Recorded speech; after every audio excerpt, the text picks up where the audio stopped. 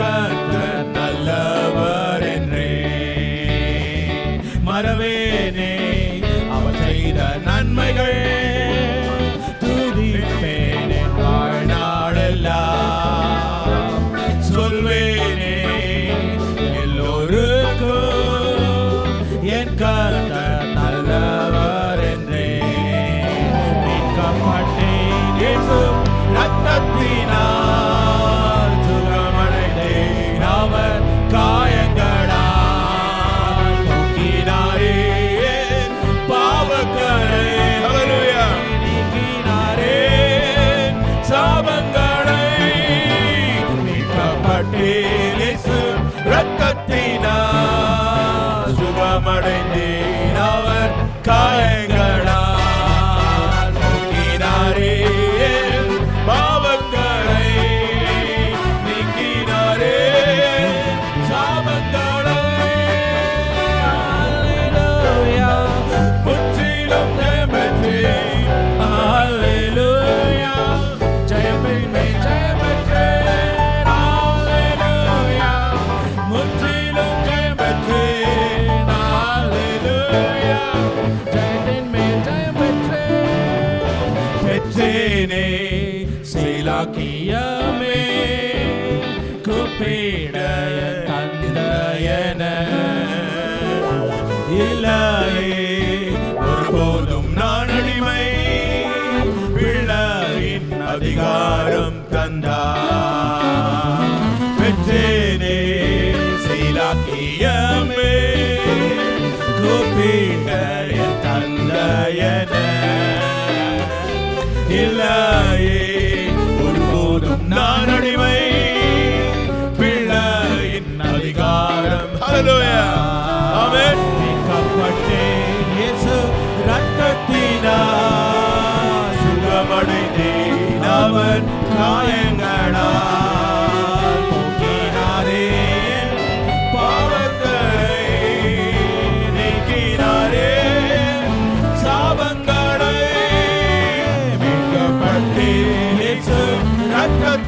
இரத்தத்தினால் சுகமடைந்தேன் அவர் காயங்களால் நீக்கினாரே பாவக்கரை நீக்கினாரே சாபங்களை அல்லேலூயா முற்றிலும் ஜெயம்பெற்றேன் அல்லேலூயா ஜெயத்தின் மேல் ஜெயம்பெற்றேன் அல்லேலூயா முற்றிலும் ஜெயம்பெற்றேன் அல்லேலூயா ஜெயத்தின் மேல் ஜெயம்பெற்றேன் மறவேனே அவர் செய்த நன்மைகள் துதிப்பேன் என் வாழ்நாளெல்லாம் சொல்வேனே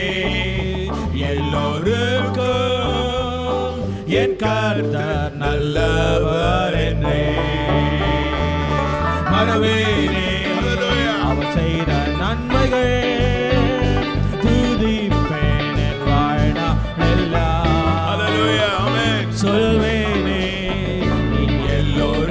எல்லோருக்கும் என் கர்த்தர் நல்லவர் என்றே மீட்கப்பட்டேன் இயேசு இரத்தத்தினால் சுகமடைந்தேன் அவர் காயங்களால் போக்கினாரே பாவக்கரை நீக்கினாரே சாபங்களை மீட்கப்பட்டேன் இயேசு இரத்தத்தினால் சுகமடைந்தேன் அவர் காயங்களால் நீக்கினாரே பாவக்கரை நீக்கினாரே சாபங்களை அல்லேலூயா முற்றிலும் ஜெயம்பெற்றேன் அல்லேலூயா ஜெயத்தின் மேல் ஜெயம்பெற்றேன் அல்லேலூயா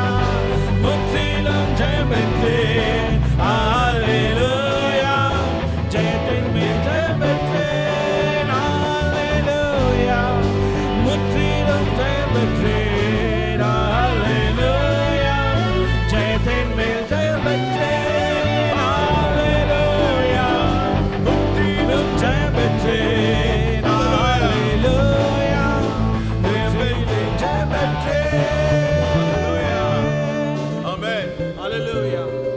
அபிஷேகம் பெற்றவங்களா ஒரு ஹல்லேலூயா சொல்லுவோம்.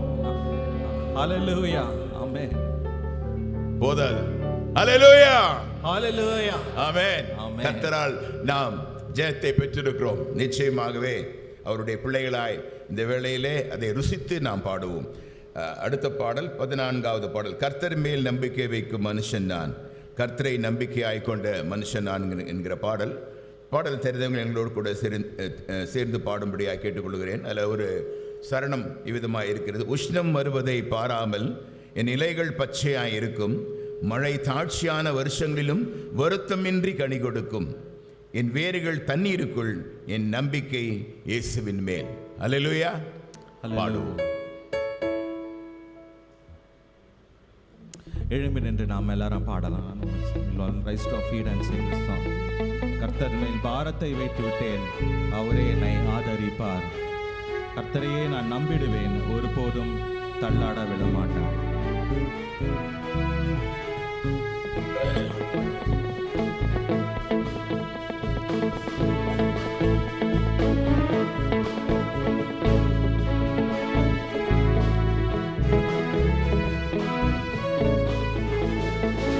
கர்த்தர் மேல் நம்பிக்கை வைக்கும் மனுஷன் நான், கர்த்தரை நம்பிக்கையாய் கொண்ட மனுஷன் நான். கர்த்தர் மேல் நம்பிக்கை வைக்கும் மனுஷன் நான்,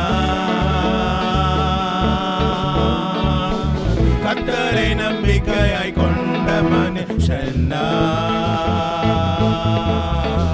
கர்த்தர் மேல் பாரத்தை வைத்து விட்டேன், அவரே என்னை ஆதரிப்பார். கர்த்தரையே நான் நம்பிடுவேன், ஒருபோதும் தள்ளாட விட மாட்டார். கர்த்தர் மேல் பாரத்தை வைத்து விட்டேன், அவரே என்னை ஆதரிப்பார். கர்த்தரையே நான் நம்பிடுவேன், ஒருபோதும் தள்ளாட விட மாட்டார். உஷ்ணம் வருவதை பாராமல் என் இலைகள் பச்சையாயிருக்கும், மழை தாட்சியான வருஷங்களிலும் வருத்தம் கனி கொடுக்கும்.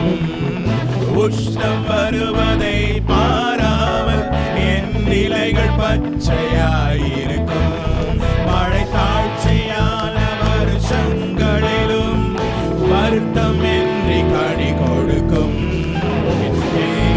தண்ணீருக்குள் என் நம்பிக்கை இயேசுவின் மேல், தண்ணீருக்குள் என் நம்பிக்கை இயேசுவின் மேல். கர்த்தர் மேல் நம்பிக்கை வைக்கும் மனுஷன் நான், கர்த்தரை நம்பிக்கையாய் கொண்ட மனுஷன் நான். கர்த்தர் மேல் நம்பிக்கை வைக்கும் மனுஷன் நான், கர்த்தரை நம்பிக்கையாய் கொண்ட மனுஷன் நான். கர்த்தர் மேல் பாரத்தை வைத்து விட்டேன், அவரே என்னை ஆதரிப்பார். கர்த்தரையே நான் நம்பிடுவேன், ஒருபோதும் தள்ளாட விட மாட்டார். கர்த்தர் மேல் பாரத்தை வைத்து விட்டேன், அவரே என்னை ஆதரிப்பார். கர்த்தரையே நான் நம்பிடுவேன், ஒருபோதும் தள்ளாட விட மாட்டார். நீர்க்கால்கள் ஓரம் நடப்பட்டு என் காலத்தில் கனியை கொடுப்பேன், இலையுதிராமரம் போல் இருப்பேன், நான் செய்வதெல்லாம் வாய்க்கச் செய்வேன். நீர்க்கால்கள் ஓரம் நடப்பட்டு என் காலத்தில் கனியை கொடுப்பேன், இலையுதிராமரம் போல் இருப்பேன், நான் செய்வதெல்லாம் வாய்க்கச் செய்வேன். வேதத்தில் பிரியம் கொண்டு அதை ராப்பகல் தியானிப்பதா, வேதத்தில் பிரியம் கொண்டு அதை ராப்பகல் தியானிப்பதா,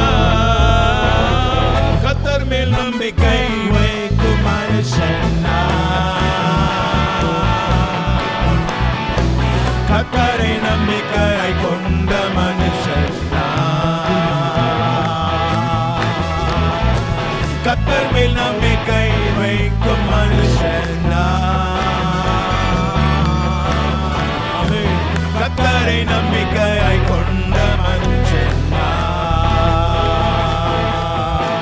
கர்த்தர் மேல் பாரத்தை வைத்து விட்டேன், அவரை என்னை ஆதரிப்பார். கர்த்தரையே நான் நம்பிடுவேன், ஒருபோதும் தள்ளாட விட மாட்டார். கர்த்தர் மேல் பாரத்தை வைத்து விட்டேன், அவரை என்னை ஆதரிப்பார். கர்த்தரையே நான் நம்பிடுவேன், ஒருபோதும் தள்ளாட விட மாட்டார். உயிரோடு வாழும் நாட்களெல்லாம் என்னை ஒருவனும் எதிர்ப்பதில்லை. என் வழியை வாய்க்க செய்திடுவேன், புத்திமானாய் நடந்து கொள்வேன். உயிரோடு வாழும் நாட்களெல்லாம் என்னை ஒருவனும் எதிர்ப்பதில்லை. என் வழியை வாய்க்க செய்திடுவேன், புத்திமானாய் நடந்து கொள்வேன். என் வாய் விட்டு பிரிவதில்லை, அதை தியானிக்க மறப்பதில்லை. வாய் விட்டு பிரிவதில்லை, அதை தியானிக்க மறப்பதில்லை. கர்த்தர் மேல் நம்பிக்கை வைக்கும் மனுஷன் கர்த்தரை நம்பிக்கையை கொண்ட மனுஷன் கர்த்தர் மேல் நம்பிக்கை வைக்கும் மனுஷன் கர்த்தரை நம்பிக்கையை கொண்ட மனுஷன்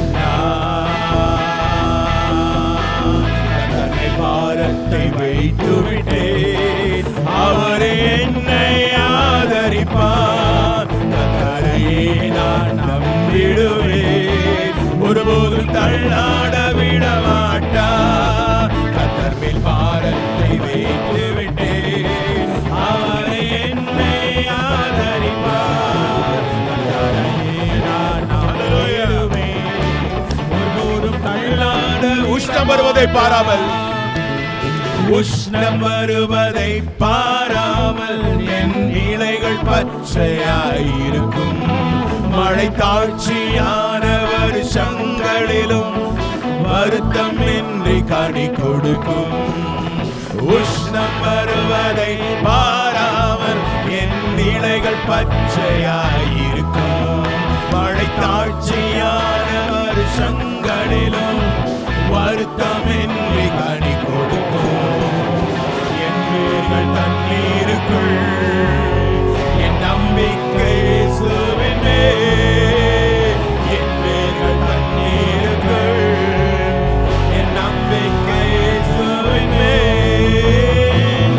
கர்த்தர் மேல் நம்பிக்கை வைக்கும் மனுஷன்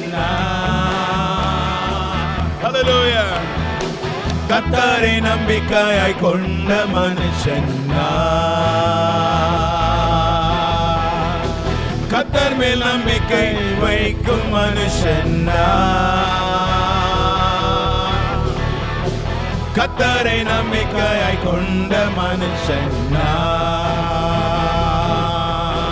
கர்த்தரை பாரத்தை வைத்து விட்டேன், அவரே என்னை ஆதரிப்பார். கர்த்தரையே நான் நம்பிடுவேன், ஒருபோதும் தள்ளாட விட மாட்டார். கர்த்தர் மேல் பாரத்தை வைத்து விட்டேன், அவரை என்னை ஆதரிப்பார். கர்த்தரையே நான் நம்பிடுவேன், ஒருபோதும் தள்ளாட விட மாட்டார்.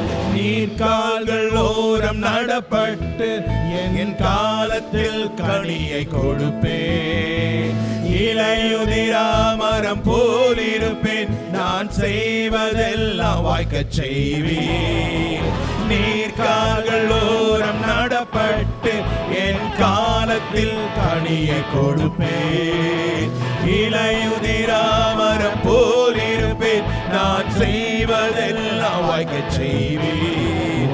வேதத்தில் பிரியம் கொண்டு அதை ராப்பகல் யாரே இருப்பதால் வேதத்தில் பிரியம் கொண்டேன், அதை ராப்பகல் தியானிப்பதால் கர்த்தர் மேல் நம்பிக்கை வைக்கும் மனுஷன் ஹல்லேலூயா. கர்த்தரை நம்பிக்கையாய் கொண்ட மனுஷன் கர்த்தர் மேல் நம்பிக்கை வைக்கும் மனுஷன் கர்த்தரை நம்பிக்கையாய் கொண்ட மனுஷன்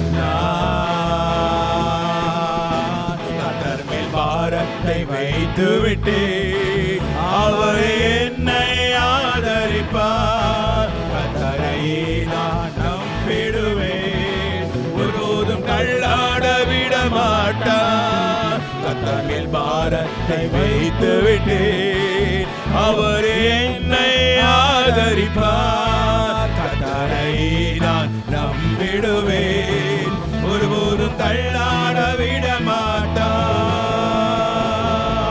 ஹல்லேலூயா. ஹalleluya. Thank you, Jesus. ஆமென். தயவு செய்து உட்காருங்கள். Please be seat.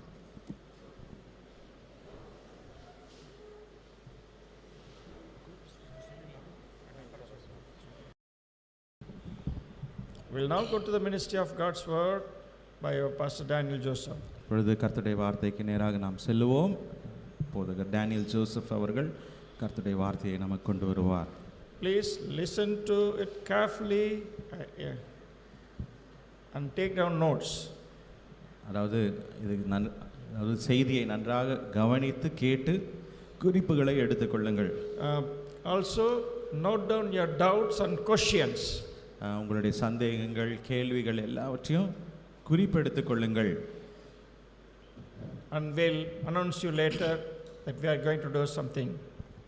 உங்களுக்கு அதாவது பின்பதாக உங்களை ஒரு காரியத்தை செய்ய சொல்லுவோம். அது உங்களுக்கு பிரயோஜனமாக இருக்கும். அதனால் குறிப்பெடுத்துக் கொள்ளுங்கள், நன்றாக கவனியுங்கள். The morning session was very good and very useful. Amen. காலை கூட்டம் உங்களுக்கு மிகவும் பிரயோஜனமாக இருந்தது என்று விசுவாசிக்கிறேன். Amen. Amen. Amen. So we'll continue the same again the second session. இந்த இரண்டாவது கூட்டத்திலும் தொடர்ந்து நாம் கர்த்தருடைய வார்த்தையை பார்ப்போம். Now Pastor Daniel Joseph. போதகர் டேனியல் ஜோசப் அவர்கள்.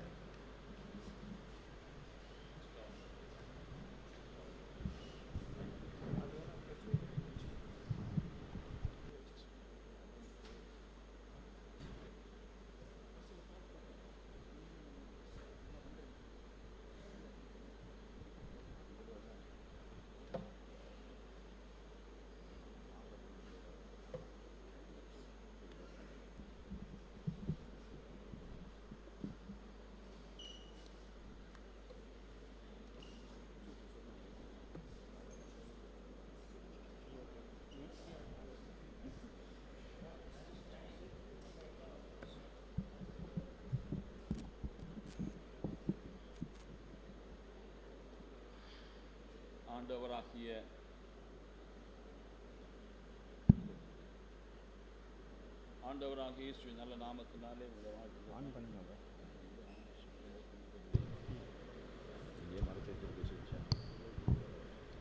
ஆண்டவராகிய இயேசுவின் நல்ல நாமத்தினாலே உங்களை வாழ்த்திக் கொள்கிறேன்.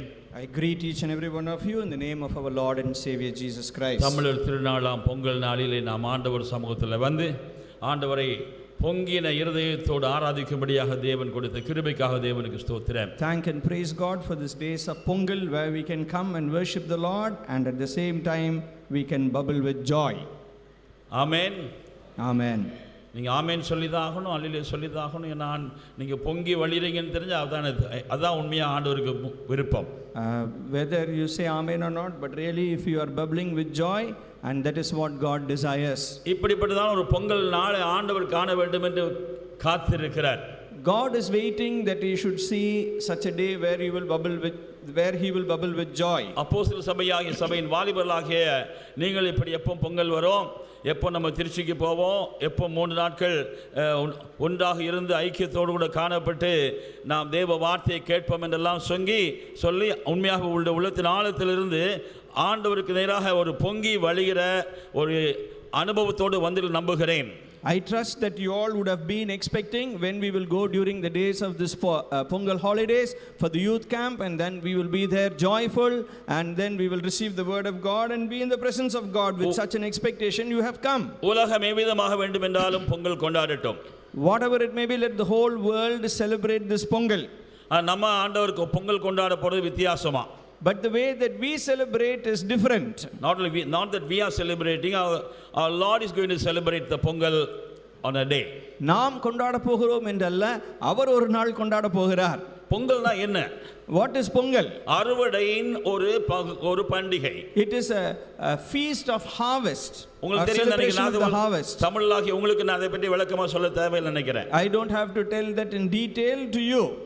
இப்போ தமிழ்நாடு கூட வித்தியாசமா மாறிடுச்சு. Even Tamil Nadu has become different. ஒரு காலத்துல அம்மா அப்பான்னு கூப்பிட்டவன் இப்போ இப்படி இல்லாம அம்மி ஒரு கூப்பிடலாம், மம்மின்னு கூப்பிடலாம், அம்மின்னு கூப்பிடலாம். People you used to call mummy and daddy are calling it differently. ஆனா நம்ம தமிழ்நாட்டில் இருக்கிறவங்களுக்கு பொங்கல் தெரியும் நல்லா. But those of us who are from Tamil Nadu, we know this very well. அதாவது ஏன் தெரியுமா? You know why we know that? அதாவது எவ்வளோ கஷ்டப்பட்டு படிக்கிறோம், அலுவலர்களுக்கு போகிறோம், ஆனால் பொங்கல் வந்துச்சுன்னா ஒரு 3 நாள் நல்ல லீவு கிடைக்கும். Because we go to our places of study and places of work, but during this time we at least get 3 to 4 days holidays. இந்த ஒரு பண்டிகையை கொண்டாடுவது ஏனென்றால் அறுவடையின் ஒரு பண்டிகை. So the reason they celebrate is because it is a time of harvest. ஆண்டவராகிய இயேசுவும் கூட இவ்விதமாகத்தான் ஒரு அறுவடையின் நாளுக்காக காத்திருக்கிறார். Even the Lord Jesus Christ is waiting for such a day of harvest. ஆனால் இந்த அறுவடையிலே உண்மையாகவே மறைமுகமாக இந்த விவசாயியோ தோட்டக்காரனோ எதை வெளிப்படுத்துகிறார்கள்? What do the farmers show during this time of festivity? ஏதோ ஒரு காலத்திலே சில மாதங்களுக்கு முன்பு நான் என்ன செய்தேன், கொஞ்சம் வலிமைப்பா ரொம்பவே குறைச்சிட்டேன் கொஞ்சம். அதாவது இந்த அறுவடையின் நாட்களிலே விவசாயி அல்லது தோட்டக்காரன் நினைக்கிறான், என்றைக்கோ விதைத்தேன், அதன் பலன் இன்றைக்கு 100 மடங்காக அல்லது நிறைவான பலனை இன்றைக்கு நான் அறுத்தெடுக்கிறேன். I am able to reap the harvest 100-fold or many times what I have planted long ago or some time back. இந்த என்றைக்கு விதைத்தது எப்படி காணப்பட்டது? அது எதுவுமே இல்லை, அதுல வேரும் கிடையாது, பச்சையான தளிரும் இல்லை. What was planted before was not even a sapling, it was not even something that was visible. அது காலைல பாஸ்டர் விஜயராவ் நிறைய சொல்லிட்டார், நான் சொல்ல வேண்டியதை கொஞ்சமாக தான் நான் சொல்ல வேண்டியதா இருக்கும். Whatever I have to say, Pastor Vijay has already said, so there must be only little for me to say. அவரே சொன்னார், நல்ல படம்லாம் போட்டு காமிச்சார். He showed us with all the PPT and all that. ஆமா, கருப்பு விதையை a dark seed. கீழே போற வேர் வந்து கொஞ்சம் பிரவுனா இருக்கலாம், வெள்ளையா இருக்கலாம். The root may be brown or it may be white. மேல வருகிற அந்த தலையால அந்த செடி பச்சையா இருக்குது. But the sapling that comes out or that sprouts out is green in color. ஆனா இதெல்லாம் அந்த கருப்புக்குள்ள தான் இருக்கு. But all this is within that dark seed. இது ஒரு காலத்தில் அந்த விதையை விதைத்தவனே என்ன இது வரும் என்று நினைத்து தான் விதைத்தான். So the one who has planted the seed, he plants it with great expectation that the sapling will shoot forth. ஆனால் சில நாட்கள் சில மாதங்களுக்கு பின்பு, but later on after few months or after a period of time, அவன் என்ன செய்கிறான்? what does he do? மேலே இருக்கிறத அறுத்து எடுக்கிறான். He only cuts or harvests what he is able to see. கீழே இருக்கு, அதாவது நான் இப்ப வந்து ரூட் வெஜிடபிளை பற்றி பேசல, மேலே கனி கொடுக்கிறது. I am not talking about root vegetables, but I am talking about what is seen on top. கீழே வேர் பற்றி மேலே கனி கொடுப்பாய். Root in order to fruit, that is our theme. கீழே வேர் பற்றி, that you might root below. அப்போ அந்த அறுத்தெடுக்கிறவன் வரும்போது சந்தோஷமாக மேலே இருக்கிற கனியை, மேலே இருக்கிற பலனை அறுத்தெடுத்து களஞ்சியத்திலே கொண்டு போய் சேர்த்து எவ்வளவு சந்தோஷப்படுகிறார். So when the harvester comes, he comes and he is harvesting only what he is able to see on the surface, and he gathers everything into the barn. அன்னைக்கு அவன் வேரில் கீழே எவ்வளவு போயிருக்குன்னு பார்க்கிறது இல்ல. He doesn't see how much it has taken root beneath. ஏன் தெரியுமா? You know why? இன்றைக்கு நான் இதை அறுத்தெடுக்கிறேன் என்றால், today if I am able to harvest this, நான் இதுவரையும் செய்த எல்லா முயற்சி முயற்சிகளும் பிரயாசங்களும் இந்த கீழே இருந்துதான் வந்தது. கீழே அது அதிகமாக போயிட்டே அங்கே இருந்துதான் அதன் பலன்தான் இன்றைக்கு நான் மேலே எடுக்கிறேன். I am able to harvest my efforts that has been sowed beneath whatever has gone beneath the soil. அதுபோல அருமையான கர்த்தருடைய பிள்ளைகள், அருமையான வாலிபர்களே, So dear young people, so dear children of God, இந்த உலகத்திலே நாம் வளர்ந்து கொண்டிருக்கிற உலகத்திலே, in this world which is fast growing and developing, ஒரு இன்றைக்கு அது பலனில்லை, பலனை காணவில்லை, ஒரு ஆண்டவர் காணாமல் இருக்கலாம். today maybe you are unable to see the goodness of that, you are unable to see the harvest of that. ஆனால் கீழே வேர் போய்க்கொண்டே இருக்கும் காலம் மட்டும் மேலே அது பலன் தரக்கூடியதாய் வளர்ந்து முதிர்ந்து ஒரு காலத்திலே அறுவடையின் எஜமானுக்கு புகழ்ச்சியும் அருமையான புகழ்ச்சி கொடுக்கும். அவன் சந்தோஷித்து பொங்குவான். As long as the root is going deep, there will be a day when the great harvester will be able to harvest everything, and that will bring great joy and gladness to his heart. வெகு சீக்கிரத்தில் அறுவடையின் நாள்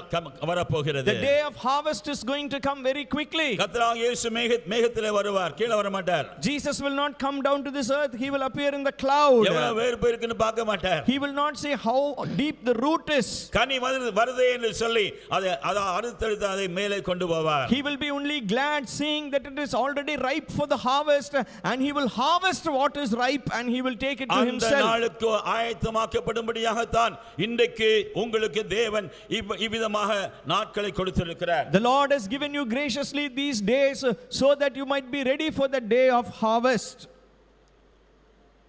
கீழே வேர் பற்றி மேலே கனி கொடுக்கும்படியா, Root in order to fruit. ஆனா இன்னைக்கு உலகம் என்ன தெரியுமா? But you know what the world is today? அவன் கீழே இருக்கும்போதே பச்சையா இருக்குன்னு நினைச்சிடலாம். He wants to be green and lush when he is down itself. ஆனா கீழே வேர் போக வேண்டாம். Let not the root go deep. பச்சையா தெரியணும். Externally or outside, visibly, everything should be green and lush.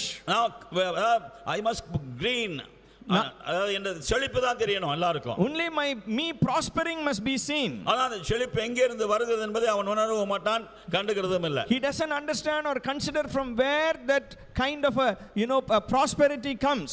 ஆகையால் அருமையானவர்களே, So beloved ones, கொடுக்கப்பட்டிருக்கிற நாட்களிலே the days that are given to us, அறுப்பினால் ஒன்று, there is the day of harvest is only one day. ஆனால் வேர் பற்றி அந்த வேரிலே சாரமேற்று எடுக்கப்படுவதும் நீர் உறிஞ்சப்படுவதும் காலம் அதிகம். But the days for you to take deep root and for you to absorb all the nutrients, there are many days, or it's a long period of time. அதிக காலமாக அது உள்ளே போய் சாரத்தை எடுத்துக்கொண்டு நீரை உறிஞ்சு கொண்டு எவ்வளவாக அது மேலே இருக்கிற செடிக்கு, மேலே இருக்கிற மரத்துக்கு, மேலே இருக்கிற அதன் பலன் தர வேண்டிய அந்த மரத்துக்கோ செடிக்கோ கொடுக்கிறது, அதன் பலன் தான் அது ஒரு நாள் அறுக்கப்படும். The fruit of that is only one day, but the period of time is quite long, where it absorbs all the nutrients and the waters that are there beneath the soil. நிறைய நேரம் நம்ம என்ன செய்கிறோம் தெரியுமா? எனக்கு வேற இல்லாட்ட கூட பரவாயில்ல, நான் வெளியே இப்படி இருக்கிறேன், ஒரு நாள் ஆண்டவர் வரும்போது தூக்கிட்டே போயிடுவாரு. You know what we think many a times, even if I don't have deep root, it's all right, as long as I am green and lush outside, the Lord will come and he will just pluck me or snatch me and take me and go. ஒரே நாளிலே கனி தர முடியாது. You cannot bear fruit in a single day. ஒரே நாளிலே உன்னுடைய கனிகள் முதிர்வடையாது. Your fruit will not mature in a short period of time. ஆகையால் தான் அருமையான ஒரு ஸ்நானகன் பூமியிலே வரும்போது அவன் ஞானஸ்நானம் எடுக்கிறவர்களை பார்த்து சொன்னான், மனம் திரும்புதலுக்கு ஏற்ற கனிகளை தாருங்கள். That is why John the Baptist said, repent and show fruits that are worthy for repentance. மனம் திரும்புதலுக்கு ஏற்ற கனிகளை தாருங்கள். You need to give fruit that is worthy of repentance. அப்படி என்றால் மனம் திரும்புதலுக்கு ஏற்காத கனிகளும் உண்டு என்பதை அவன் அறிமுகப்படுத்துகிறார். So he is introducing and saying there are fruits that are not worthy of repentance also. ஆகையால் நாம் கொஞ்சம் சிரத்தையோடு கவனியுங்க. அதாவது பாஸ்டர் விஜயராமன் ஏற்கனவே நிறைய காரியத்தை சொல்லிட்டார், நான் சொல்ல வேண்டியதெல்லாம். So as I said, Pastor Vijay has already said many things that I had to say. அதான் நான் பள்ளியிலே படிக்கிற காலத்தில் சில பேச்சு போட்டிகளை கலந்து கொள்வதுண்டு. So during the days of my schooling, I used to take part in some oratorical competitions. ஆனால் ஒரு குறிப்பிட்ட ஒரு பேச்சு போட்டி ஒரு நாள் வரும்போது நான் அதில் கலந்து கொள்ளவில்லை, என்னுடைய இன்னொரு நண்பன் கலந்து கொண்டான். So in a particular competition I did not take part, but my friend took part. அவனுடைய பேர் வாசிக்கப்பட்ட வேளையில when his name was called out, அவன் என்ன சொல்ல போறான்னு தெரியாது. they did not know what he is going to say. அவன் நேரா மேடைக்கு போனான். He straightaway went to the stage. அவனுக்கு எல்லாரையும் வரவேற்றான். All of the he welcomed everybody. நம்ம சொல்லுவோம் இல்லையா, அவங்களுக்கு அவங்க தலைவர் இவங்க தலைவங்களுக்கு வரவேற்றான் எல்லாம் சொன்னான். வாய்ப்பளித்த அருமையான அதாவது எல்லாருக்கும் நன்றி சொன்னான். He addressed all the dignitaries and then he thanked the people for giving him this opportunity. கடைசியாக சொன்னான், Lastly he said, எனக்கு முன்பு வந்த என் அருமையான நண்பர் my friend who came before me, வாழை இலையில போட்டு அத்தனையும் நக்கிட்டு போயிட்டார். he has licked everything that was there in the banana leaf. இப்போ எது மீதி இருக்கோ அதை மாத்திரம் நான் சுரண்டி உங்களுக்கு கொஞ்சம் கொடுத்துட்டு போறேன்னு சொன்னான். Whatever is remaining I will scrape and give it to you. 5 நிமிஷத்துல பேச்ச முடிச்சிட்டான். In 5 minutes he finished his speech. அதனால கனவு காணாதீங்க, எனக்கு 5 நிமிஷத்துல முடிஞ்சிரும்னு. Don't ever dream or think I will finish in 5 minutes. ஆண்டவர் கொடுத்ததை கொடுக்க விரும்புகிறேன். Whatever the Lord has given I will give to you. அருமையாக பாஸ்டர் ஆரம்பிச்சார் முதலாம் சங்கீதத்திலிருந்து. From Psalm 1 pastor began well. அங்கேதான் எனக்கு ஆண்டவர் சொன்னார் முதலாம் சங்கீதத்தில் ஆரம்பின்னு சொல்லி. So the Lord told me also to start from Psalm 1. இல்லையா, அவருக்குள்ளே வேர் கொண்டவர்களாக, That you may be rooted in him. அவருக்குள் வேர் கொண்டவர்களாக, That you may be rooted in him. விதைக்கப்படும் போது அந்த விதையிலிருந்து வேரும் வருகிறது, மேலே கனி செடியும் எழும்புகிறது. So when the seed is planted there is a root that goes downward and also there is a sapling that shoots above. முதலாம் சங்கீதம் எத்தனை பேருக்கு உங்களுக்கு மனப்பாடமா தெரியும்? How many of you know Psalm 1 by heart or from your memory? கொஞ்சம் கை தூக்கி சொல்லுங்க பார்க்கலாம். All those who know Psalm 1. நான் சொல்ல மாட்டாங்க, பின்னால பாருங்க பெரியவங்க தான் சொல்றாங்க. I won't ask you to recite the psalm, but you know the elderly ones are lifting their hands from the back row. எத்தனை பேருக்கு பாராம தெரியும்? How many of you know it from your memory? எங்கடா pastor சொல்லிடுவாரோன்னு பாஸ்டர்ஸ்ங்கெல்லாம் தூக்குவாங்க எல்லாம். சரி, இப்போ நான் சொல்லலை, தயவு செய்து இதை மனப்பாடம் செய்து கொள்ளுங்கள். But I request you to memorize Psalm 1.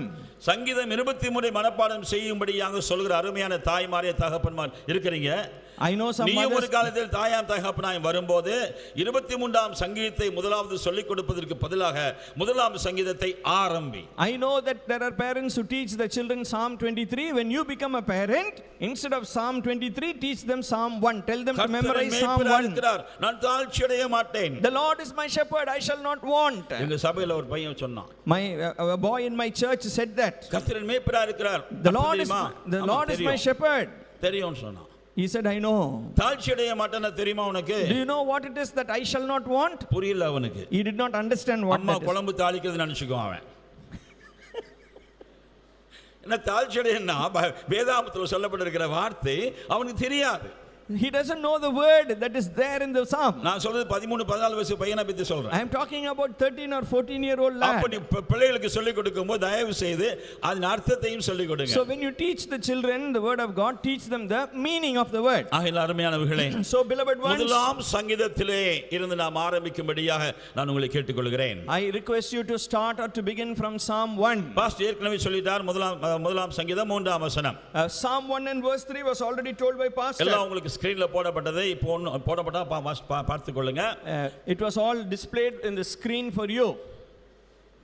என்ன செய்கிறார்? அது அங்கே ஆண்டவரே செய்கிறார். நல்ல ஒரு வார்த்தை தான். அது முதல்ல ஆரம்பிக்கும் போது என்ன ஆரம்பிக்குது? அதுல துன்மார்க்கன் என்கிற ஒரு சமுதாயத்தில் நாம் வாழ்ந்து கொண்டிருக்கிறோம். We are living in the society where there are sinners or wicked people. துன்மார்க்கனுடைய ஆலோசனையின்படி நடவாமல், The one who does not walk according to the counsel of the wicked. பாவிகளுடைய வழியிலே நில்லாமல், The one who does not stand in the way of sinners. பரியாசக்காரர் உட்காரும் இடத்தில் உட்காராமல், The one who does not sit in the seat of the scornful. அதற்கு அப்புறம் அதற்குரிய நிவாரணத்தையும் சொல்லுகிறார். Then afterwards the remedy has been given for that. அந்த நிவாரணம் கிடைக்கிறவன் என்ன செய்யப்படுகிறான்? What does the person do who gets the remedy? நீர்க்கால்களின் ஓரமாய் நடப்படுகிறான். He is like a tree that is planted by the rivers of water. நீர்க்கால்களின் ஓரமாய் நடப்பட்டு அதற்கு பின்பு தன் காலத்தில் தன் கனியை தருகிறான். Because he is planted by the rivers of water, he begins to give the fruit according to the season. இன்னும் ஒண்ணாம் சங்கீதத்தை நான் இன்னும் படிச்சிட்டு தான் இருக்கிறேன். I am reading Psalm,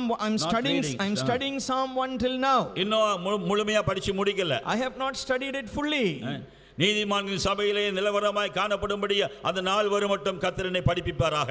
May the Lord help me till I go and stand in the congregation of the righteous. துன்மார்க்கருடைய ஆலோசனை காணப்படுகிற உலகத்திலே நாம் வாழ்ந்து கொண்டிருக்கிறோம். We are living in the world where there is the counsel of the ungodly. பாவிகளின் வழிதான் காணப்படுகிற உலகத்திலே நாம் வாழ்ந்து கொண்டிருக்கிறோம். We are living in a world where there is the way of the sinner. பரியாசக்காரர் உட்கார்ந்த இடத்தில் தான் நாம் உட்கார்ந்து கொண்டிருக்கிறோம். We are living in a world where there is the seat of the scornful. நல்ல அருமையாக உங்களுடைய பிள்ளைகளை 2 வயது 2.5 வயது வரைக்கும் நீ பொய் சொல்லாம வளர்க்கலாம். You may teach your child not to lie till the age of 2.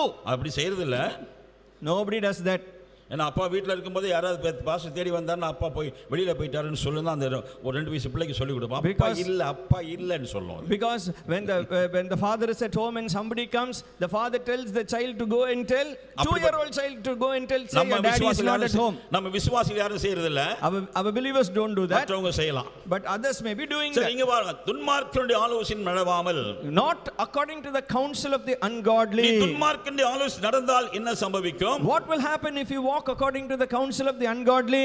உன் காலத்திலே உன் கனியை தர மாட்டாய். You will not give fruit according to the season, in your season or your time. அவன் ஆலோசனை நீ தர வேண்டிய கனியை தடுத்து போடும். Because the counsel of the ungodly will hinder you from bearing fruit. எத்தனை பேர் இன்னைக்கு இந்த காங்கிரிகேஷன் நீங்க சொல்ல முடியுங்க? பள்ளிக்கு போறவங்க இருக்கலாம், கல்லூரிக்கு போறவங்க இருக்கலாம், வேலை ஸ்தலத்தில் இருக்கிறவங்க எத்தனை பேர் சொல்ல முடியும்? நான் வேலை செய்கிற அந்த இடம், நான் செல்லுகிற பள்ளி, நான் இருக்கிற அந்த கல்லூரியிலே நான் ஒருத்தன் தான் நம்ம குறையா இருக்கிறேன் போல துன்மார்க்கத்துல, மீதி எல்லாம் என்னை விட நீதிமான்களா இருக்கிறாங்க சொல்ல முடியும். How many of you can say here, the places that you go to, maybe it is your place of work or study, all the others are there ungodly, I am the one who's there little bit who's in ungodliness? ஒரு முறை ஒரு ஊழியக்காரி என்று சொன்னாங்க. One time one servant of God told me this. ஒரு சபையில் அவங்க ஊழியம் செய்துட்டு இருந்தாங்க. They were ministering in one church.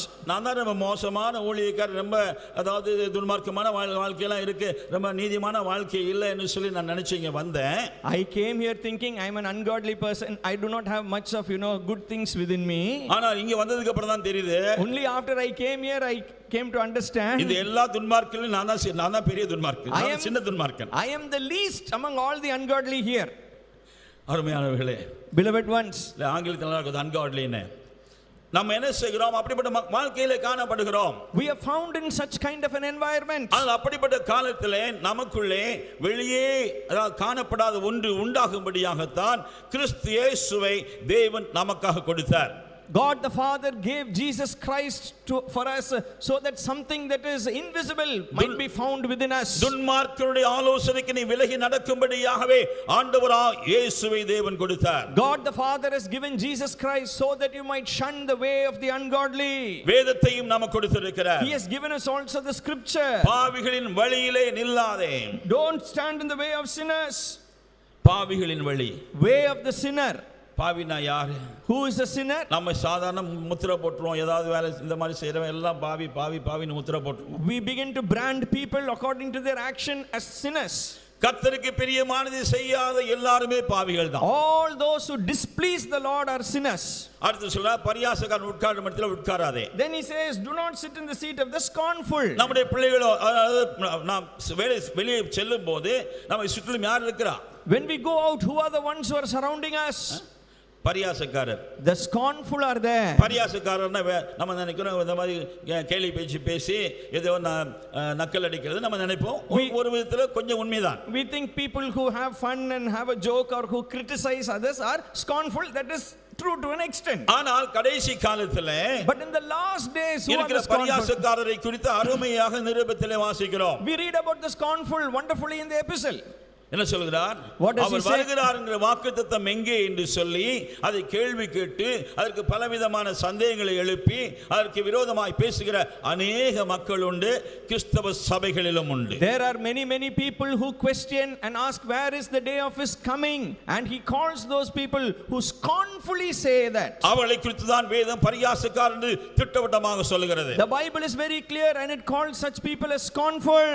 ஆண்டவர் இயேசு சீக்கிரம் வருகிறார், அவருடைய வருகை நான் பூரணமான கனியுள்ளவனாய் காணப்பட வேண்டும் என்கிற உனக்குள்ளே தேவன் வைத்திருக்கிற அந்த சத்தியத்தை நீக்கி போடுகிற அகற்றி போடுகிற அத்தனையும் பரியாசக்காரர். All those who remove away the truth from you about the coming of the Lord, those people are scornful and their ways are the ways of the scornful. ஆகையினால் வாலிபனே, So young boy, வாலிப சகோதரியே, young girl, கர்த்தருடைய வருகையின் தரிசனம் உனக்கு எப்பொழுதும் முன்னாக இருக்கட்டும். may the vision of the coming of the Lord always be before you. நான் கனி கொடுக்க வேண்டியவன். I am a person who should bear fruit. எனக்குள்ளே இருந்து ஒரு நல்ல அருமையான கனி என் ஆண்டவரை பிரியப்படுத்தும்படியாய் வேண்டும். There should be a wonderful fruit that should come from me that will please my God. ஆகையினால் தான் இங்கே அப்போஸ்தலனாகிய பவுல் சொல்லுகிறார், That is why Apostle Paul is saying அவருக்குள்ளே வேர் கொண்டவர்களாக, that you may be rooted in him. அவருக்குள்ளே வேர் கொள்ளும்படியாக அவர் என்ன செய்கிறார்? What is he doing that you may be rooted in him? அவர் முதலாவது உன்னை நடுகிறார். First of all, it is he who plants you. நீர்க்கால் ஓரமாய் நடப்பட்டவன். The one who is planted by the rivers of water. நம்மளா போய் தேர்ந்து இங்க நடப்படுவேன்னு சொல்றதில்ல. We cannot say I went and I chose and I planted myself. அதாவது கிறிஸ்துவுக்குள்ளே, In Christ. அருமையான சகோதர சகோதரிகளே, Dear brothers and sisters, நம்முடைய வாழ்க்கை எப்படி காணப்பட வேண்டும்? how should our life be? ஆகையால் நீங்கள் கர்த்தராகிய இயேசு கிறிஸ்துவை ஏற்றுக்கொண்டபடியே, As you have accepted the Lord Jesus Christ, நீ or received ஏற்றுக்கொள்ளாமல், Christ, இயேசுவை ஏற்றுக்கொள்ளாமல் நீ நடப்பட முடியாது, வேர்கொள்ள முடியாது. unless and until you receive the Lord Jesus Christ, you cannot be planted and you நடப்ப- cannot take root. நடப்பட்டால் மாத்திரமே இனி வேர் கொள்ள முடியும். Only if you are planted, you can take root. நடப்பட்டதில் இருக்கிற ஸ்திரத்தன்மை எல்லாம் பாஸ்டர் நிறைய சொன்னாங்க. அல்ல அதுமாரி மேபி அவங்க பாஸ்டர் சொன்னதில் ஒரு சில கருத்துக்களை நானும் கூட கடன் எடுத்து சொல்லலாம். Pastor has already spoken about being planted. Whatever he has said, I will also tell few things for this permission. அருமையான வாலிப பிள்ளைகளே, So dear people of God, சகோதர சகோதரிகளே, brothers and sisters, தாய்மார்களே, mothers, கர்த்தருக்கு மகிமை உண்டாகும்படியாக தேவன் நம்மை வைத்திருக்கிறார். God has kept us so that we might bring glory to him. உங்கள் நற்கிரியைகளை கண்டு பூலோகத்திலே, அதாவது நற்கிரியை கண்டு பரலோகத்திலே பிதாவானவரை அவர்கள் ஸ்தோத்திரிக்கும்படியாக மகிமைப்படுத்தும்படியாக, In order that they might glorify your Father who is in heaven, seeing your good works on this earth. அருமையான சகோதரர்களே, So dear brothers, தேவன் நமக்கு கொடுத்திருக்கிற ஸ்லாக்கிய மகா பெரிது. the privilege that God has given to us is something great. அவரை ஏற்றுக்கொண்டபடியே, As you received Christ, அவரை எப்படி ஏற்றுக்கொண்டிருக்கிறாய், how have you received Christ? அதன் அடிப்படையில் தான் நீ வேர்கொள்ள முடியும். Based on that, you will be able to take deep root. சிலர் இருக்கிறாங்க, There are some people, உண்மையாகவே இயேசுவே என் இரட்சகராய், எனக்கு உண்மையாகவே இந்த வாழ்க்கையில என் பாவத்தை மன்னிக்கிறவராக, அல்லது ஒரு பரிசுத்த வாழ்க்கைக்குரிய பரிசுத்தமான கனிகளை தரும்படியாக, நீதியான வாழ்க்கையை சேர்ந்து நீதியின் கனியை தரும்படியாக இயேசு எனக்கு தேவை என்று ஏற்றுக்கொள்ளுகிற ஒரு சிலர் உண்டு. there are very few people who accept Jesus as their savior so that they might bring forth the fruits of righteousness that is pleasing to him. அருமையானவர்களே, கர்த்தரை அவிதமாக ஏற்றுக்கொண்டிருக்கிறோமா? Have we received the Lord in such a way? நேரம் அதிகம் இல்லாதபடி அதை விளக்க சமயம் இல்லை எனக்கு. I do not have much time to explain that. எத்தனை பேர் இருக்கிறாங்க, There are many people. நான் சர்ச்சில் போய் நல்லா பாடணும், I must go and sing well in the church, அதனால இயேசு ஏற்றுக்கொள்றேன். so I am accepting Jesus or receiving Jesus. நல்லா பாடுறேன், ஆண்டவரே என் குரல் நல்லா தாருங்க. Oh Lord, I want to sing well, so give me a good voice. அவன் பாடுற பாட்டு இங்க இருந்தா வருமே, இங்க இருந்து வராது. His song will come from his lips, not from his heart. அப்படி இருக்கிறாங்க. நம்ம சபை, அதாவது நம்ம சபையில பொதுவா கிறிஸ்தவத்தை பற்றி சொல்றேன். I am saying generally in Christianity there are people like that. சிலருக்கு ஆண்டவர் நல்லா படிக்கணும், Some people are there, I must study well, அதுக்காக ஆண்டவர் ஏற்றுக்கொள்றேன். so I will accept Jesus for that, receive him. சிலர் இடத்துல இப்படி கேள்வி, ரட்சிக்கப்பட்டிருக்கீங்களா? We ask the question, are you saved? அதாவது கிறிஸ்தவங்கிட்ட தான். We ask the Christians only. அதாவது இந்துக்கள்ட்ட எல்லாம் அப்படி போய் கேட்க மாட்டேன். I don't ask the people who come from the கொஞ்சம் other பயமா தான் religious இருக்கும். background. ரட்சிக்கப்பட்டிருக்கீங்களா? Are you saved? அதுல ஒரு 75% என்ன பதில் சொல்லுவாங்க தெரியுமா? You know what? நீ கேட்டு பாருங்க. What 75% of them will reply as an answer? கேட்டு பாத்திருக்கீங்களா? Have you asked what will they say? கேட்டு பாருங்க. You ask. ஞானஸ்நானம் எடுத்துட்டேங்க. I already took baptism. அவங்க சொல்ற பதில் அது. That is the answer they give. ரட்சிக்கப்பட்டேன்னு சொல்றது ரொம்ப ரொம்ப கஷ்டம். Very few will say I am saved, I accepted Christ, I received him. அருமையானவர்களே, ரட்சிப்பு என்பது அடிப்படை. So salvation is the basis. அவரை ஏற்றுக்கொண்டேன், I received Christ. என் ஆத்துமாவிலே ஒரு திருப்திக்காக, என் ஆத்துமாவின் ஒரு ஜீவனுக்காக அவரை ஏற்றுக்கொண்டேன். I received so that my soul might receive life and that I might live. உன் சரீர வேதனைகள் நீங்கி உன் சரீரத்தில் ஆரோக்கியம் உண்டாக வேண்டும் என்று ஏற்றுக்கொள்கிற பலர் உண்டு. There are many people who accept Christ so that they might find some kind of a physical relief or they may be healed physically. என் கடன் சுமை போகட்டும், என்னுடைய பணம் எனக்கு வருமானம் அவசியம், ஆகையால் அதற்காக அவரை ஏற்றுக்கொள்கிறேன். There are certain people who receive Christ so that they might flourish financially, all their debts may go. இவர்களெல்லாம் இயேசுவை ஏற்றுக்கொண்டபடியே என்று சொன்னால் எப்படிப்பட்ட வேர் கொள்ளுகிறார்கள் உள்ளே.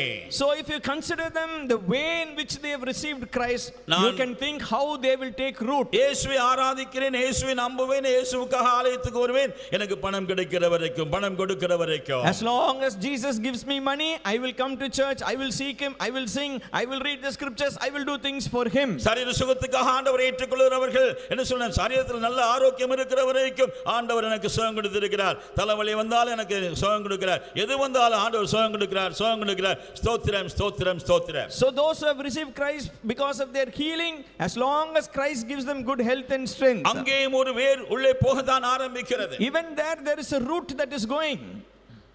இல்ல வேறு சிலர் இருக்கிறாங்க, There are some others. ஆண்டவருக்காக நல்லா பாடணும், I will sing for the Lord. ஆண்டவர் நல்ல தொண்டையை கொடுங்க, The Lord give me good voice, ஆண்டவர் நல்ல நாக்கை கொடுங்க, give me a good a tone. சரியா உச்சரிச்சு பாடணும். Lord, I must pronounce well and I must sing. கிறிஸ்தவ உலகத்தை பற்றி பேசுறேன், இக்காலத்து வாலிபர்களை குறித்து பேசுகிறேன். I am talking about the young people today. உற்சாகமா வர்றாங்க, They are coming very enthusiastically. நல்லா பாடுறாங்க. They are singing well. அடுத்து அந்த சபையில இன்னொரு புதிய ஆள் வருது, அவங்க இவங்களும் நல்லா பாடுவாங்க. Then another new soul is coming. That soul is singing better than the one. அப்ப அவங்கள அங்க கொஞ்சம் உற்சாகப்படுத்தி பாட ஆரம்பிச்சிட்டாங்கன்னா, So when the second person is being encouraged and he begins to இதுவரை sing, இவங்க பாடல் மூலமா இயேசு கிறிஸ்துவுக்குள்ள கொஞ்சம் வேர் போன மாதிரி இருந்துச்சு. it was seeming that little bit of root has taken place because of their ஆனா singing. இன்னொரு ஆள் பாட வரும்போது When another person comes to sing, இந்த ரூட் வாடி போகுது, this root withers away. இந்த பாடுற குயிலும் வேற எங்கேயோ போயிருது. And also சொல்றேன், சிலருக்கு நடக்கிற காரியத்தை சொல்றேன். I am telling you what is happening today. உலக தமிழ்நாட்டுல இத்தனை சபைகள், Why there are so many churches in Tamil Nadu? ஒரு இடத்துல பிளான் பண்ணி அடுத்து வரல. ஏன்? Why? இன்னொருத்தர் நல்ல கீபோர்டு போடுவாரு, One person will play the keyboard very well. நல்ல ட்ரம் அடிப்பாரு, He will play the drum very well. ஆவியில் அடிக்கிற மாதிரி தான் இருக்கும். It will be like it's all in the spirit. அது வேற ஆவி. That's a different spirit. அருமையானதானா, யாரை குறை சொல்லல. I am not நாம் trying எங்கே to- வேரூன்றி எப்படி இயேசுவை ஏற்றுக்கொண்டிருக்கிறோம், How have we received Christ and how is our root? இயேசுவின் பாடல் தானே பாடினேன், I sang the songs of Jesus. இயேசுவின் பாடலுக்கு தானே கீபோர்டு போட்டேன். I played keyboard for the songs of Jesus, all the spiritual songs. ஒருவேளை அந்த பாஸ்டர் திடீர்னு பார்த்து, தம்பி இன்னைக்கு நீ போட வேணாம்ப்பா, Suppose the pastor looks and he says, brother, you don't play the keyboard அந்த today. பாஸ்டர் உன்னை விட கொஞ்சம் ஆவியின் அபிஷேகத்தில் இருக்கிற அவரு போடணும்னு That சொல்லிட்டாருன்னா, pastor is filled more with the spirit, let him play the keyboard. அடுத்த வாரத்திலிருந்து இவர் இந்த சபையில் இருக்க மாட்டார்.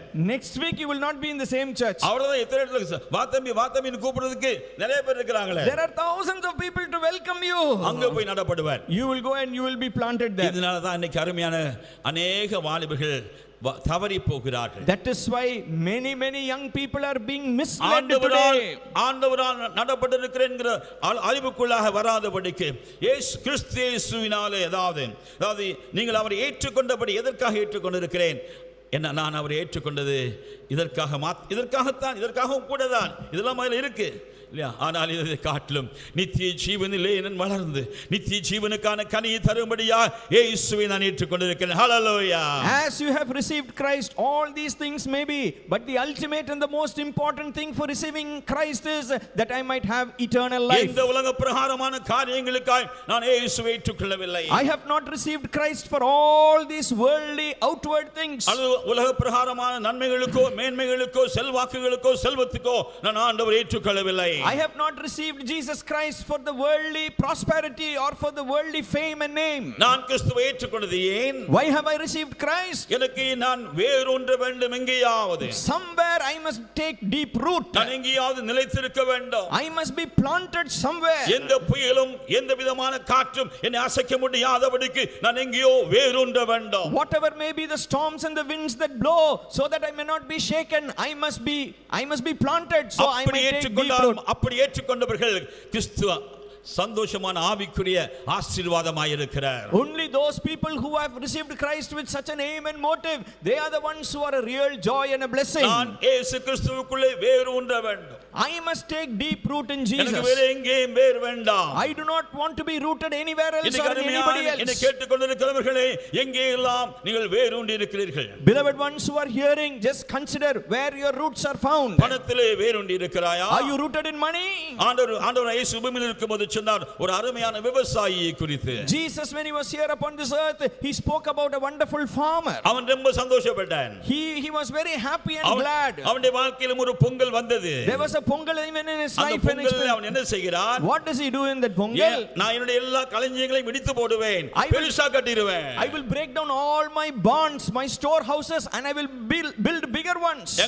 அங்க இங்க இருக்கிற அதாவது சின்ன சின்ன பேங்க்ல இருக்கிற அக்கவுண்ட்ஸ் எல்லாம் க்ளோஸ் பண்ணிடுவேன். நான் பெரிய ஒரு பேங்க்ல என்ஆர்ஐ எல்லாம் இருக்கிற பேங்க்ல நான் போய் ஒரு அக்கவுண்ட் ஓபன் பண்ணிக்குவேன். I will close all the small bank accounts and I will go and open in a big bank where all the NRIs are. இன்னைக்கு நடைமுறையில் இருக்கிறது சொல்லுகிறேன். I am talking about what is happening today. அருமையானவர்களே, Beloved ones, இவ்விதமா இருந்தால் எங்கே வேரூன்ற முடியும்? அங்க வேர் அங்கதான் இருக்கு. where can your root be? Your root is found there. சரீர பிரகாரமாய் நீ வேரூன்றி இருக்கிறாய். You are rooted physically. உலக பிரகாரமாய் வேரூன்றி இருக்கிறதை போல காணப்படலாம். It may seem as if you are rooted in a worldly sense. ஆனால் ஆவிக்குரிய விதத்திலே ஆண்டவர் அவனை பார்த்து கேட்டார்.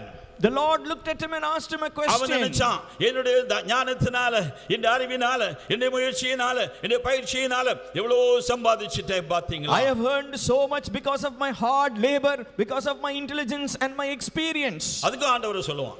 That is what we tell the Lord. இது ஆண்டவர் கொடுத்த கிருபைங்க. This is the grace the Lord has given, brother. ஆனா அவனுக்குள்ள ஆண்டவருடைய வேர் உள்ள வர்றதுக்கு கிருபை போதாது. But grace is not enough for the root of the Lord to come in. அதெல்லாம் முடியலங்க. நான் ஜெபம் பண்ணி தான் பார்க்கிறேன், முடியலங்க. I am praying and praying, that is not taking place. Pastor கூட கொடுத்து சொல்லி ஜெபம் பண்றேன், அவரும் ஜெபம் பண்றதா சொல்றாரு, ஆனா நடக்க மாட்டேங்குதுங்க. I told my pastor to pray, he is also praying, but it is not happening. உள்ள வேர் வர மாட்டேங்குது. There is no root, deep root within me. கிறிஸ்துவுக்குள்ளே காணப்படும்படியான வேர்.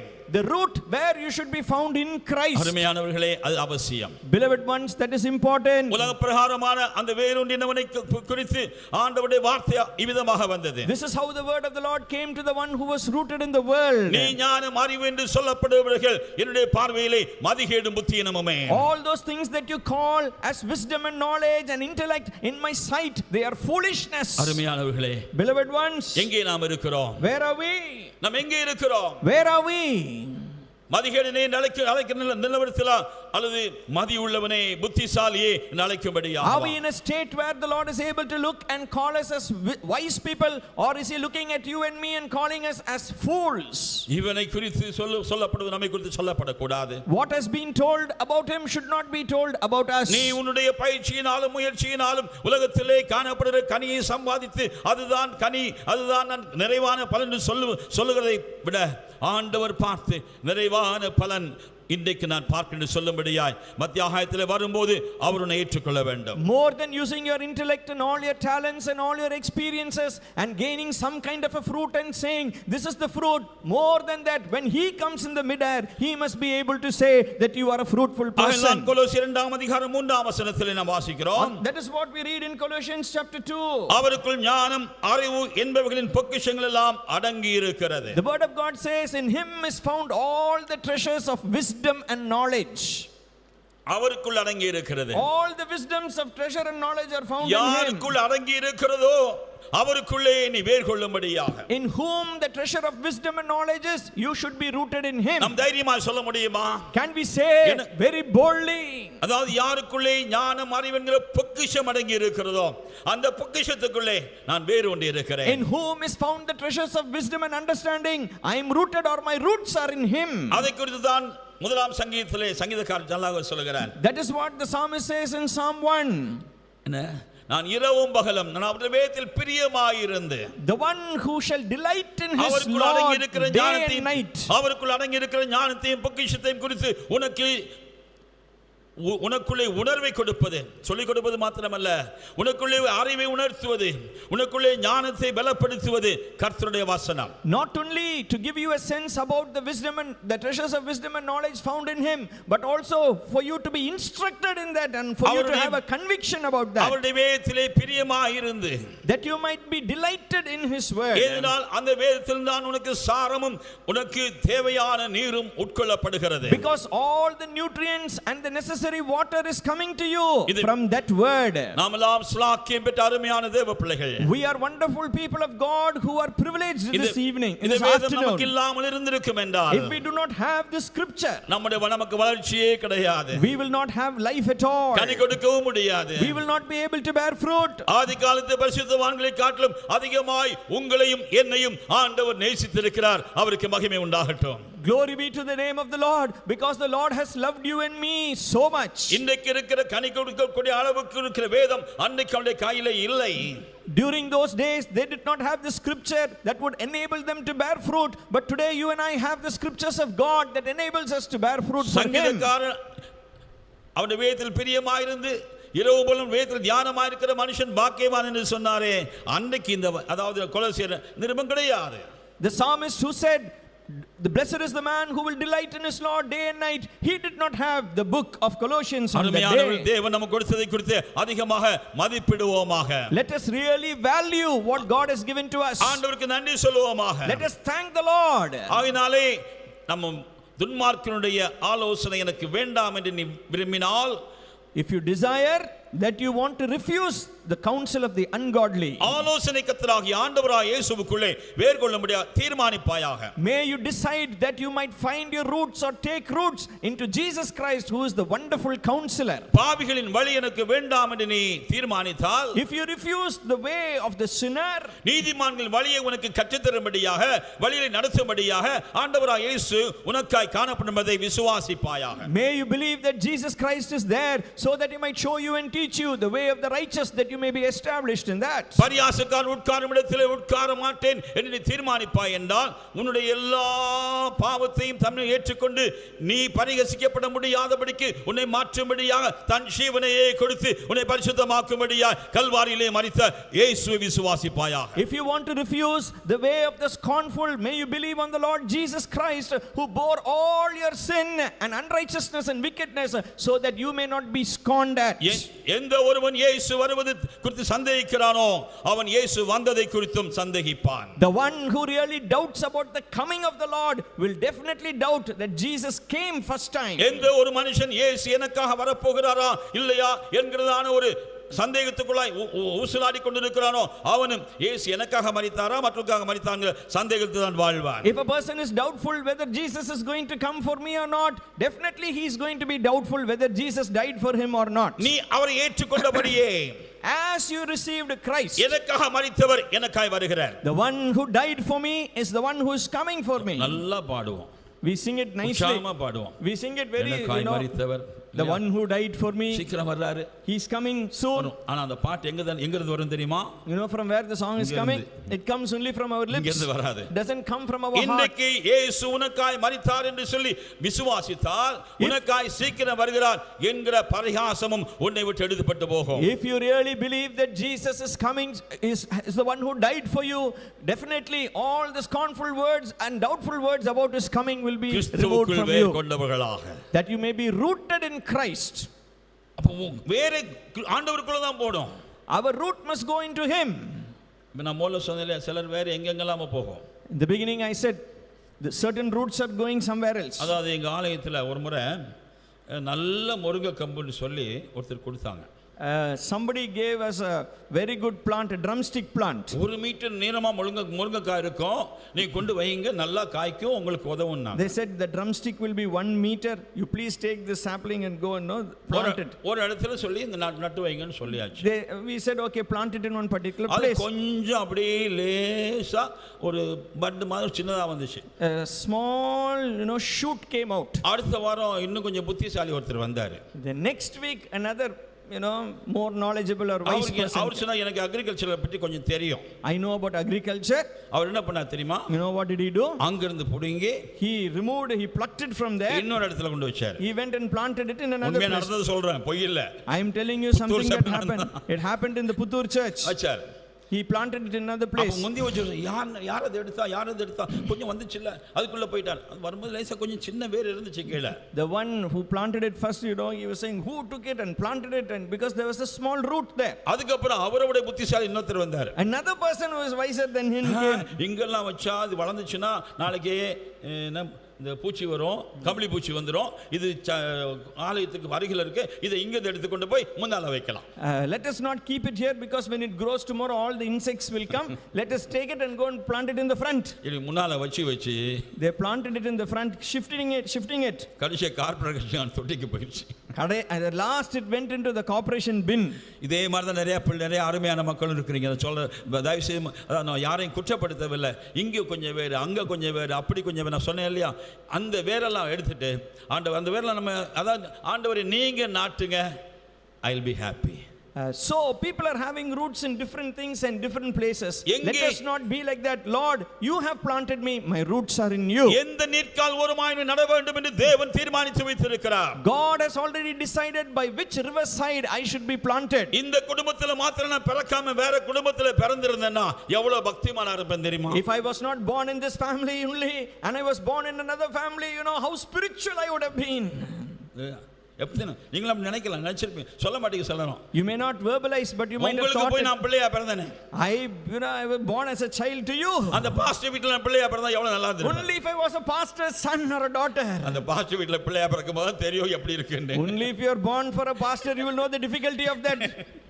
அருமையானவர்களே, So beloved ones, கர்த்தர் நாட்டினாரோ, wherever the Lord has planted you, பிறக்க செய்த ஒரு அருமையான தேவ பிள்ளை, அருமையான விசுவாசிகளுக்கு பிறந்த பிள்ளை கர்த்தர் இங்க வைத்திருக்கிறார். Maybe you are the child of a believer, but it is God who has kept you there. அதே மாதிரி தேவனுடைய சபையிலும் கூட In the same manner in the house of God. அதே மாதிரி எந்த பள்ளிக்கூடத்தில் எங்கே படிக்கிறாயோ, எங்கே கல்லூரியில் இருக்கிறாயோ, எங்கே வேலை செய்கிறாயோ, whichever school you are studying, whichever college you are studying, whichever place you are working, நான் நடப்படுகிறவன் இயேசு கிறிஸ்துவுக்குள்ளாக.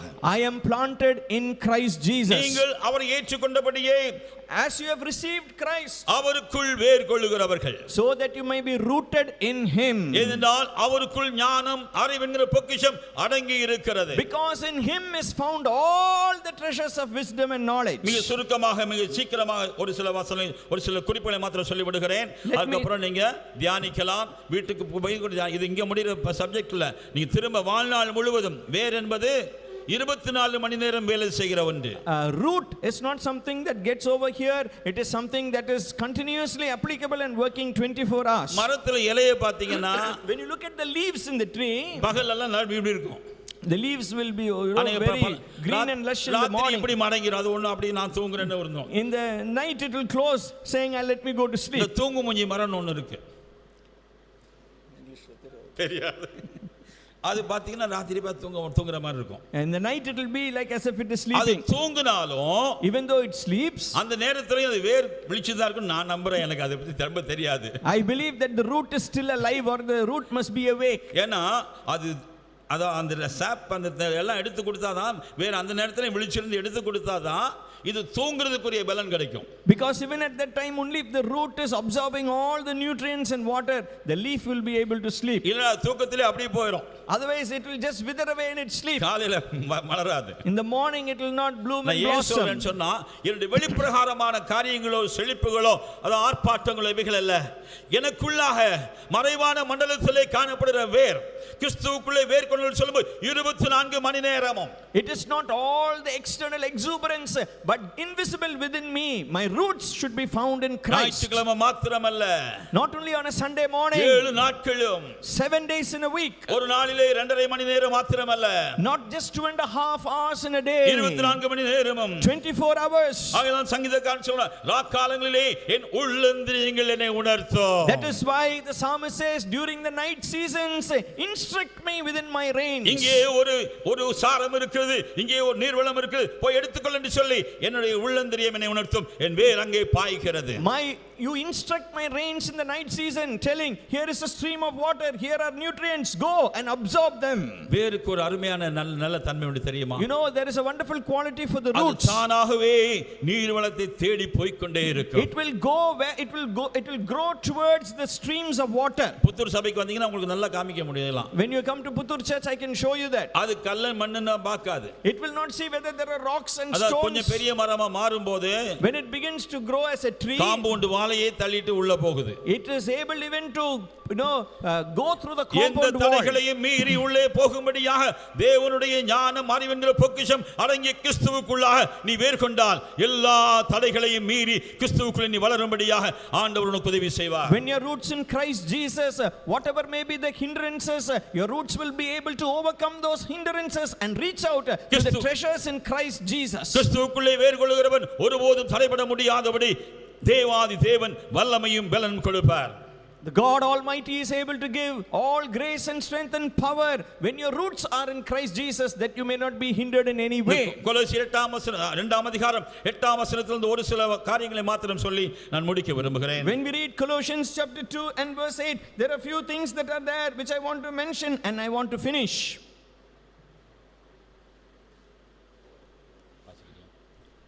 Beware lest any man spoil you through philosophy and vain deceit, after the traditions of men, after the rudiments of the world, and not after Christ. நிறைய சொல்ல சமயம் இல்லாததுனால குறிப்பா மாத்திரம் சொல்றேன், குறிச்சு வச்சுக்கொள்ளுங்க. திரும்ப நீங்க தியானிக்கும் போது ஏன்னா கர்த்தருடைய வசனத்தின் தியானம் ரொம்ப ரொம்ப முக்கியம். I will just give you the reference, make a note, later on go and meditate. Meditating God's word is important. கிறிஸ்துவுக்குள்ளே நீ வேர் கொள்ள முடியாதபடி உன்னை தடுக்கும்படியான ஒரு 4 காரியங்களை அவர் குறிப்பிடுகிறார். குறிப்பு மாத்திரம் சொல்றேன். He is telling 4 things that hinder you, that you may not take deep root in Christ. முதலாவது லௌகிக ஞானம். First of all, he is saying through philosophy. ஆங்கிலம் நல்லா போட்டுருக்கு. In English it is said well. லௌகிக ஞானம், தத்துவங்கள், philosophies are there. எதனால் இன்னைக்கு தேவனுடைய வார்த்தைக்கு பதிலாக அநேக உலக பிரகாரமான தத்துவங்களை உள்ளே புகுத்திக் கொண்டிருக்கிற காலம் இது. This is a time when many philosophies are brought in as replacement for God's word. உங்களுக்கு நல்லா தெரியும். You know it very well. அதாவது இன்டர்நெட்டுக்கு போயிட்டு இருக்கீங்க. You are going to the internet. All I need is internet தான் இன்னைக்கு. All I need. எனக்கு தேவையானதெல்லாம் எனக்கு இன்டர்நெட் தான். இல்ல அடுத்தது வருது all I need is artificial intelligence. தமிழ்லையா?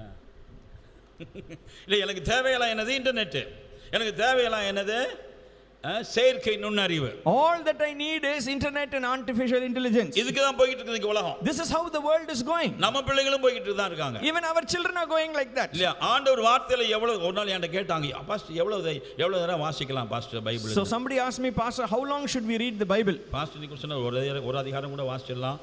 Pastor said even we can read one chapter. அடுத்து சொல்றாரு ஒரு வசனம் வாசிச்சாலும் போதும். Then he said even if it is one verse it is okay. ஆண்டவர் அங்க என்கிட்ட பேசினார்னா அந்த ஒரு வசனம் போதும். If the Lord speaks to me, one verse is enough. ஏன்?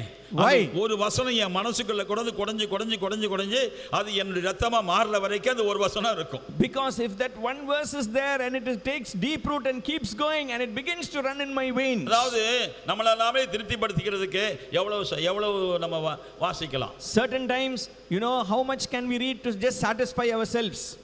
அந்த நேரம் அந்த தர்ம சங்கடமான கேள்விகளை சில நம்ம பிள்ளைகள் கேட்பாங்க. Sometimes our children are asking all these embarrassing questions. அப்ப நான் சொன்னேன், I said, அதாவது வேதத்துல நீ எவ்வளவு சமயம் செலவழிக்கிறியோ, வேதத்துல எவ்வளவு சமயம் செலவழிக்கிறியோ அதை விட ஒரு நிமிஷம் ஜாஸ்தி. just 1 minute more. I'm sorry. அதாவது நீ செல்போன்ல எவ்வளவு சமயம் நீ செலவழிக்கிறியோ அதை விட ஒரு நிமிஷம் ஜாஸ்தி வேதத்துல செலவழி. 1 minute more than how much you spend on your cell phone. That is enough. This is a reasonable service. இதுவே நீ செய்யத்தக்கதான புத்தியுள்ள ஆராதனை சேவை. வேதத்தை வாசிப்பது கூட ஒரு ஆராதனை அம்சம் தான். That is also a service to the Lord. எத்தனை பேர் செய்ய முடியும்? How many of you can do? இந்த மாதிரி முடியாது. இதுதான் லௌகிக ஞானம் சொல்லும். What does the philosophy of the world say? No, you cannot do that. ஆனா ஞானம் அறிவு என்கிற பொக்கிஷம் அடங்கி இருக்கிறது. ஆண்டவரே இயேசு கிறிஸ்து என்ன செய்வார்? But what will the Lord Jesus Christ, in whom is hid all the treasures of wisdom and understanding? உன்னை பலப்படுத்துகிற கிறிஸ்துவாகிய என்னாலே நீ இதை செய்ய முடியும். You can do this through Christ who strengthens you. எத்தனை பேர் நம்புறீங்க? கொஞ்சம் ஒரு ஹalleluya சொல்லுங்க. How many of you believe that? கிறிஸ்து பலப்படுத்த மாட்டாரா? Will not Christ strengthen you?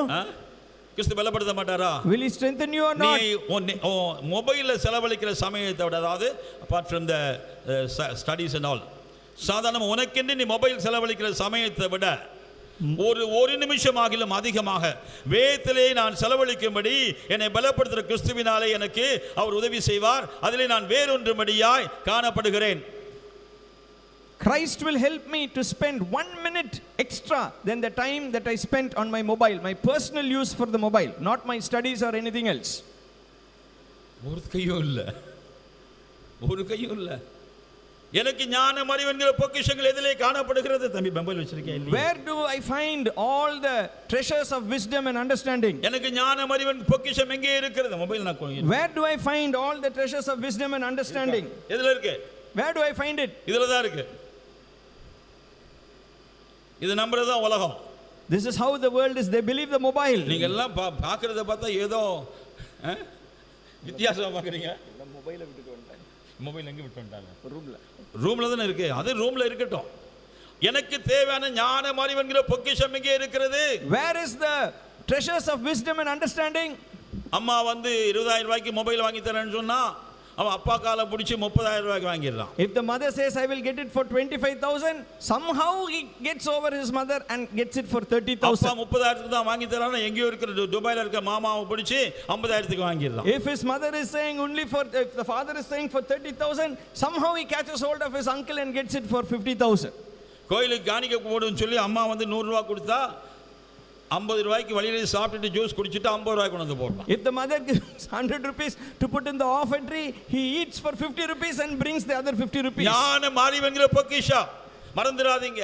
Don't forget the treasures of wisdom தேவை and understanding. ஞானம் அறிவுங்கிற அந்த பொக்கிஷம் உனக்கு தேவை. You need the treasures of wisdom and understanding. அதை நீ பெற்றுக்கொள்வாய் என்றால், If you will receive that, லௌகிக ஞானத்துக்கு நீ தப்பும்படியான மார்க்கத்தை தேவன் உனக்கு கற்றுக் கொடுப்பார், பலன் கொடுப்பார். God will teach you the way how you can escape from all the philosophies of this world. நீ விசுவாசித்தால் அது நடைபெறும். If you believe, it will happen. இப்ப நிறைய பேருக்கு கேள்வி என்ன தெரியுமா? You know what is the question? இந்த பாஸ்டர்ஸ் எப்பவும் இப்படி தான் பேசுவாங்க. This pastors have no other work. This is how they always preach. இப்படி தான் பேசிக்கிட்டே இருப்பாங்க. This is how they will always speak. இவங்க எல்லாம் பழைய காலத்து மக்கள். They are all old fashioned. ஆமா. இப்ப பாஸ்டர்ஸ் பாரு, பழைய காலத்து பாஸ்டர்ஸ் 80 வயசு பாஸ்டர் அவர் புல்பிட்டுக்கு வரும்போதே ஒரு பக்கம் மொபைல், ஒரு பக்கம் எல்லாமே எடுத்துட்டு தான் வராங்க. Look at the 80-year-old pastors, the old fashioned pastors. When they come to the pulpit, there is a tab in the hand. நான் tab எடுத்துட்டு போனா குறை சொல்லல. I am not saying you should not take a tab. காலம் மாறினாலும் இந்த தேவனுடைய வார்த்தை மாறாதது. Times may change, but the word of God will never change. 2000 வருஷங்களுக்கு முன்பு இதே பவுல் எழுதி வைத்திருக்கிறார். ஞானம் அறிவு என்பது பொக்கிஷம் அவருக்குள் அடங்கி இருக்கிறது. 2000 years ago, Apostle Paul wrote in the Holy Scriptures, all the treasures of wisdom and understanding are found in him and in him alone. அவருக்குள்ளே நீ வேர்கொள்வாய் என்றால் மாத்திரமே அந்த பொக்கிஷத்தை நீ அனுபவிக்க முடியும். Only if you are taking deep root in him, you will be able to experience and enjoy all the treasures of wisdom and understanding. அவருடைய ஞானம் அறிவுங்கிற பொக்கிஷத்தை நீ அறிய அதை அனுபவிக்க இந்த உலகத்திலே கிடைக்கிற ஞானம் அறிவுங்கிற பொக்கிஷமானது மிக குறைவாய் இருக்கும், உனக்கு பிரயோஜனம் இல்லாததா இருக்கும். The more you begin to receive and experience all the treasures of wisdom and understanding that are found in him, all the treasures of wisdom and understanding that are found in this world will become useless to you. ஏன் தெரியுமா? You know why? இதுக்கு அடுத்த குறிப்பில சொல்றேன், வேகமா போறதுனால அடுத்த குறிப்பில சொல்றேன். Let me tell in the next அடுத்த குறிப்பு என்ன இருக்கு? What is the next point? 8ஆம் வசனம் அடுத்த குறிப்பு. In verse 8, vain deceit. மாயமான தந்திரத்தினாலே. By vain deceit. உங்களை ஒருவனும் வஞ்சிக்க கூடாது. Let not anyone deceive you by vain deceit. மாயமான தந்திரம் எங்கே இருக்கிறது? Where do you find vain deceit? ஞானம் அறிவுங்கிற பொக்கிஷம் இயேசு கிறிஸ்துவுக்குள்ளே காணப்படும்போது, when the treasures of wisdom and understanding are found in Jesus, ஞானம் அதாவது மாயமான தந்திரம் எங்கே இருக்கிறது? where do you find vain deceit? இந்த மொபைல்ல தான். You find vain deceit in this mobile. இந்த மொபைல்ல தான். In the mobile. நீங்க தயவு செய்து மொபைல்ல சொல்றேன்னு நீங்க என்னை யாரையும் குற்றப்படுத்த முடியாது. கர்த்தருடைய நாளிலே நீ கணக்கு ஒப்புவிக்க வேண்டிய ஒரு கேட்ஜெட் அது. When it comes to the mobile, on the day of judgment, it is a gadget that you will have to give account for God. You cannot blame or throw the blame on anybody. சில வருஷங்களுக்கு முன்பு A few years ago, நான் ஒரு வாலிபனை பார்த்து கேட்டேன். I looked at a young boy and I asked him. அன்றைக்கு அந்த வாலிபன் தத்தளித்த வாலிபன் இன்னைக்கு அருமையான ஒரு நல்ல ஊழியம் செய்கிற ஒரு அருமையான On that வாலிபன். day, he was a struggling young man, but today he is serving God wonderfully. ஆண்டவர் சீக்கிரம் வர்றாருப்பா, எப்படிப்பா கணக்கு கொடுப்ப? I asked him, the Lord is coming soon. How will you give an account of yourself? அன்னைக்கு கொஞ்சம் கூட பதட்டம் இல்லாமல் சொன்னான். On that day, he gave me an answer carelessly. Calculator வச்சு கொடுத்துறேன் pastor. I will use the calculator. கணக்கு எப்படி கொடுப்பேன்னா? I asked, how will you give an account? He said, I will use the calculator. இன்னைக்கு அவன் என்ன சொல்றான் தெரியுமா? Now what is he saying today? மொபைல வச்சு கொடுத்துறேன் pastor. Today they are saying, with the mobile I will do. This is very very faster and swifter. சரி வாங்க. ஆகையால் அருமையானவர்களே, ஆகையால் பிரசங்கித்தனுடைய புத்தகத்தில் எழுதி வைத்திருக்கிறார். That is what the preacher writes in the book of Ecclesiastes. அதாவது மாயை என்று சொல்லி இருக்கிறார். He talks about everything being vain. எதற்கு கீழே காணப்படுகிறதெல்லாம் மாயை என்று அவர் சொல்லி இருக்கிறார். What does he classify as things that are கொஞ்சம் vain? சத்தமா சொல்லுங்க பார்க்கலாம். சத்தமா சொல்லுமா? எல்லாரும் சொல்லுங்களேன். எல்லாரும் சொல்லுங்க பார்க்கலாம். சூரியனுக்கு கீழே காணப்படுகிற யாவும் மாயையே. Everything that is beneath the sun is vain. ஏன் அவர் அன்னைக்கு சொல்லவில்லை பூமியில் இருக்கிற எல்லாம் மாயை என்று? Why he did not say everything below the earth is vain? சொல்லிருக்கலாம் இல்லையா? He could have said that, isn't it? தேவனுடைய வார்த்தை அது. That is the word of God. சூரியனுக்கு கீழே காணப்படுகிற யாவும் மாயையே. Everything below the sun is vain. பூமியில் இருக்கிற மாயை என்று சொல்லவில்லை. He did not say the things on the earth is vain. காணாதவைகள் மாயை என்று சொல்லவில்லை. He did not say the invisible things are vain. அருமையானவர்களே, beloved ones,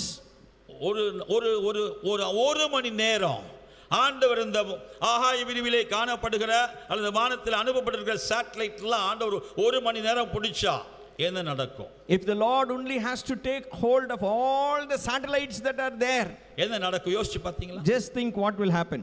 ஒரு மனிதர் ஆண்டவர் இந்த இருக்கிற செல்ல இந்த செயற்கைக்கோள்கள் எல்லாம் பிடிச்சு வச்சிட்டார் கையில. If the Lord has to shut down all the satellites just for an hour, கோடிக்கணக்கான ரூபாய் பேங்க்ல இருந்தாலும் ஒரு பைசா நீ எடுக்க முடியாது. even though there may be crores and millions in your account, you will not be able to withdraw even a single paisa. ஆயிரக்கணக்கான acre சொத்து இருந்தாலும் ஒரு அடி நிலத்தை உனக்கு உரிமை பாராட்ட முடியாது. even though you may have acres and acres of land, you will not be able to own just a foot. அந்த காலத்தில் தான் இருக்கிறோம். We are found in such a time. அந்த காலத்தில் தான் இருக்கிறோம், பயப்படாதீங்க. அந்த காலம் தான். We are found in such a time. இனி வர பாஸ்டர் விஜய் நான் இதை பற்றி அதிகமா சொல்வார். Pastor will tell more about that in the days to come. எப்படிப்பட்ட காலம் பாத்தீங்களா? You know what kind of a time we are சூரியனுக்கு in? கீழே அது சூரியனுக்கு கீழே இருக்கு. அதனால தான் பூமியில் சொல்ல எல்லாம் அனுப்பிடுறோம். மேல அனுப்பிட்டா எல்லாம் சேஃபா இருக்கும். All the satellites are sent on top. They are not on the earth, but they are under the sun. அது கீழே இருக்கிறனால எல்லா மாயை. Everything under the sun is vain. இந்த மாயமான தந்திரத்தை கொண்டு by this vain deceit, கிறிஸ்துவுக்குள்ளே வேர்கொள்ளாதபடி உன்னை வஞ்சிக்கும்படியாக பிசாசு கிரியை செய்கிறார். The enemy is working through this vain deceit so that you may not take deep root in Christ. ஆனால் நீ என்ன சொல்ல வேண்டும்? But what should you say? இவையெல்லாவற்றுக்கு மேலாக above all this, சிங்காசனத்திலே வீற்றிருக்கிற என் ஆண்டவராகிய இயேசு கிறிஸ்துவுக்குள்ளே ஞானம் அறிவின் பொக்கிஷம் அடங்கி இருக்கிறது. ஹalleluya. all the treasures of wisdom and understanding are found in Jesus Christ, who is seated on the throne far above all heavens. உன்னுடைய வாழ்க்கைக்கு தேவையான ஞானம் அறிவு என்கிற பொக்கிஷம் என் இயேசுவுக்குள்ளே உண்டு என்று எத்தனை பேர் இயேசுவை உரிமை கொண்டாட முடியும்? How many of you can really say all the treasures of wisdom and understanding that I need are found in Jesus Christ? எத்தனை பேர் கொஞ்சம் கை தூக்கி சொல்லுங்க How பார்க்கலாம். many of you can lift your hands and say எனக்கு that தேவையான ஞானம் அறிவு என்பது என் இயேசுவுக்குள்ளே காணப்படுகிறது? all the necessary wisdom and understanding that I need is found in Christ? Repeat பண்ணுங்க பார்க்கலாம். Can you repeat that? All the necessary wisdom and understanding, the treasures are found in Christ. இதுக்கு நீ youth கேம்ப்க்கு வரல. இதுக்கு நீ youth camp வரவே தேவையில்லை. You don't have to come for the youth ஒரு camp for புதிதான this. ஒரு அறிவும் ஞானமும் உனக்கு தேவை. You need a new wisdom and பழைய understanding. அறிவும் பழைய ஞானமும் உன்னை விட்டு போக வேண்டும். All the old wisdom and understanding has to be discarded. தேவையில்லாத இடங்களில் இருக்கிற வேர்கள் அற்று போக வேண்டும், மறைந்து போக வேண்டும். All the roots that are in the unnecessary places need to be cut off. அப்பொழுது மாத்திரமே கிறிஸ்துவுக்குள்ளாக தேவையுள்ளவர் அவருக்குள்ளாக உன் வேர் போக முடியும். Then only your roots can go into Christ. அருமையானவர்களே, Beloved ones, கர்த்தரை நம்பு. believe the Lord. ஆண்டவரை நம்பு. Believe the Lord. உனக்கு தேவையான ஞானம் உனக்கு தேவன் கொடுக்க முடியும். God is able to give you the wisdom that you need. உன்னுடைய வேலைக்காக எவ்வளவோ பிரயாசப்படுகிறாய், முயற்சிக்கிறாய், இன்டர்நெட்டை பார்க்கற, அதை எல்லாம் செய்யற. You are taking so much of effort and you are laboring so much because of your job. சில வீடுகளுக்கு போகும்போது பாஸ்டருக்கு நல்ல சாப்பாடு கொடுக்கணும்னு நினைப்பாங்க. When we go to certain houses, they desire to give a good meal to the pastor. சில வீடுகள்ல In some houses, அப்போ பாஸ்டருக்கு என்ன செய்வாங்க, நல்ல சாப்பாடு கொடுக்கணும்னு சொல்லிட்டு we have to ஏதாவது புதுசா டிஷ் கொடுக்கலாம் அவருக்கு. let us make a new dish for him. மற்றவங்களுக்கு கொடுக்காத அப்படின்னு நினைக்கிறேன், நம்ம சபையில் செய்கிறாங்கன்னு நினைக்கிறேன். மற்றவங்க கொடுக்காத நம்ம கொடுக்கணும். Let us give something that others do not give him. உடனே முதல்ல போடுறதுங்க, Where do they go first? எங்கே போகிறீங்க? Internet. கூகுளில் போனால் கிடைக்கும், இன்டர்நெட்டில் போனால் நல்ல டிஷ் எல்லாம் கிடைக்கும். If we go to the Google or internet, we will find new dishes are there. சரி, Recipes are there. பாஸ்டருக்கு செய்து கொடுக்கலாம். Let us make and give him. வாயில வைக்க முடியாத அவர் கொடுத்தாலும், Even though it is tasteless or it is not edible, அங்க ஒரு பொய் சொல்லிதான் ஆகணும். he has to tell a lie there. இல்லையா? இதுதான் ஏன் அங்க போற. ஆதி காலம் சொல்ல முடியாது. நம்ம அருமையான இன்னைக்கு இங்க இருக்கிறாங்க உலகத்துல. பாஸ்டர் வராரு, ஆண்டவரே இவருக்கு நான் ஏதாவது செய்து கொடுக்கணும் ஆண்டவரே, எனக்கு கையை கொஞ்சம் நல்லா ஆசீர்வதிங்க ஆண்டவரே, என் கையினால் கொடுக்க ஒரு நல்ல கைராசியான ஒரு சாப்பாடு அவர் கொடுக்கட்டும், நல்ல டேஸ்ட்டாக கொடுக்கட்டும் சொல்லி ஜெபிச்சு ஒரு 10 நிமிஷம் அந்த ஸ்டவ்வுக்கு முன்னால் ஜெபிச்சு அவங்க செய்தாங்கன்னா அது மாதிரி டேஸ்ட்டு அந்த பாஸ்டர் அது வரைக்கும் சாப்பிட்ருக்க மாட்டார். If you really take another way, go before the Lord and pray and say, let me give him a new dish, O Lord, teach me something to cook, and definitely the Lord will help and it will be a dish that he has not tasted at all before. இப்போ உங்களுக்கு I am reading some of your minds. உங்கள் மனசை நான் கொஞ்சம் அப்படி read பண்ணுறேன். சில நினைக்கிறீங்க இவர் சொல்கிறதெல்லாம் மந்திரத்தில் மாங்காய் விழுன்னு சொல்லிட்டு இருக்கிறார். ஆனால் நாங்கள் தந்திரத்தில் எவ்வளோ செய்வோம் தெரியுமா? தந்திரத்தில் போயிட்டு இருக்காதீங்க. Don't go in vain deceit. ஆண்டவரே சீக்கிரம் வருகிறார். Jesus is coming soon. கனி அவருக்கு தேவை.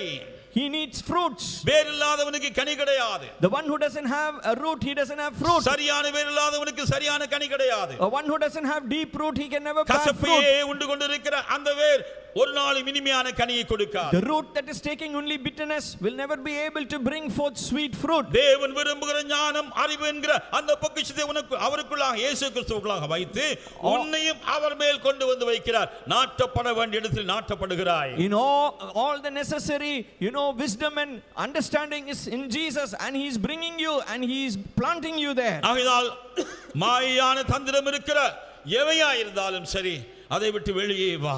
Come out of all those things that appear to be vain deceit. எனக்கு ஞானம் ஆண்டவராகிய இயேசு கிறிஸ்து. Jesus alone is my wisdom. ஆகையால் தான் கொரிந்தியர் சபைக்கு பரிசுத்த பவுல் எழுதும்போது சொல்கிறார், அவரே தேவனால் எனக்கு ஞானமும் மீட்பும் நீதியும் பரிசுத்தமுமானார். That is why when writing to the Corinthians he is saying, by God Christ has become wisdom and knowledge and everything to me. அவரே எனக்கு தேவனால் எனக்கு ஞானமாய் மாற்றப்பட்ட இயேசு. Jesus who is the wisdom of God to me. அவருக்குள்ளே வேர் கொள்ளும்படியாய் தயவு செய்து தீர்மானிப்பாயாக. May you really decide that you will take root in him. சூரியனுக்கு கீழே காணப்படும் எல்லா மாயை, everything below the sun is vain. சீக்கிரத்திலே அவைகள் மறைந்து போகும். All those things will disappear very soon. ஆனால் சத்தியவாக்காய் தேவன் உரைத்தவைகளோ நித்தியமாய் உனக்குள்ளே நித்திய ராஜ்யத்துக்கு எடுத்த பலனை கொடுக்கும்படியா தேவன் உதவி செய்கிறார். May the Lord give us the grace and help us all that God has declared will stand firm in our lives. அடுத்த ரெண்டு காரியங்களை அவர் சொல்லுகிறார். When you read there are two other things that he says. மனுஷனுடைய வழிபாடுகள், மனுஷனுடைய பாரம்பரியங்கள், உலக வழிபாடுகள். He is talking about the traditions of men and the rudiments of the world. இதெல்லாம் பற்றி அவ்வளவு விளக்க சமயம் இல்லை. I don't have time to explain them. பாரம்பரியங்கள் எதுவா இருந்தாலும், whatever may be the traditions, அந்த பாரம்பரியங்களிலிருந்து வெளியே வா.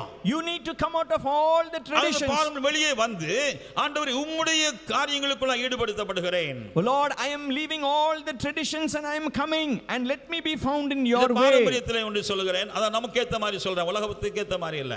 I am telling you one thing about the traditions.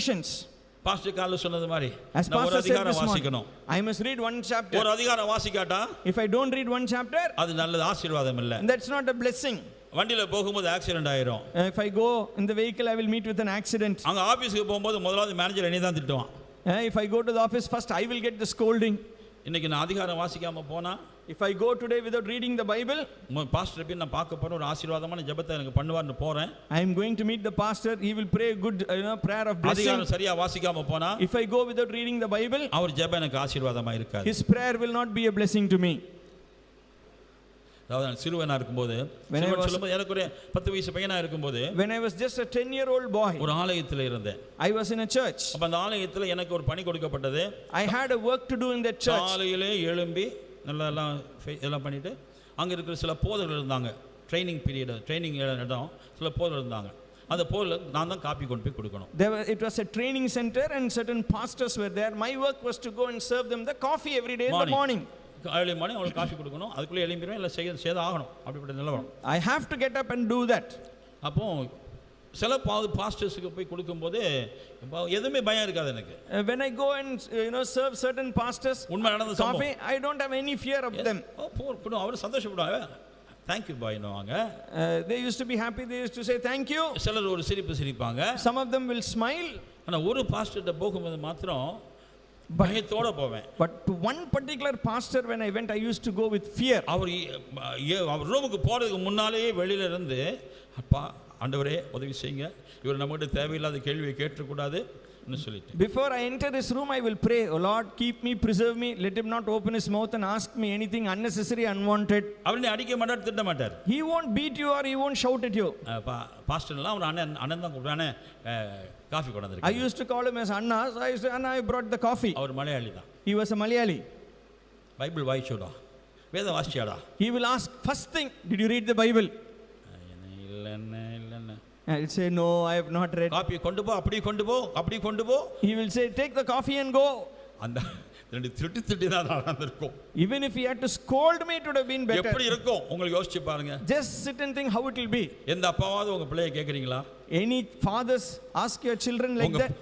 இல்ல உங்க மனைவியே வந்து காபி குடிக்கும்போது, or your wife comes and serves the coffee, காலையில அந்த என்னது ஸ்டவ்வுக்கு முன்னால நீ போறதுக்கு முந்தி, before your wife goes to near the stove, ஒரு 10 நிமிஷம் ஜெபம் பண்ணிட்டு செய்தியா?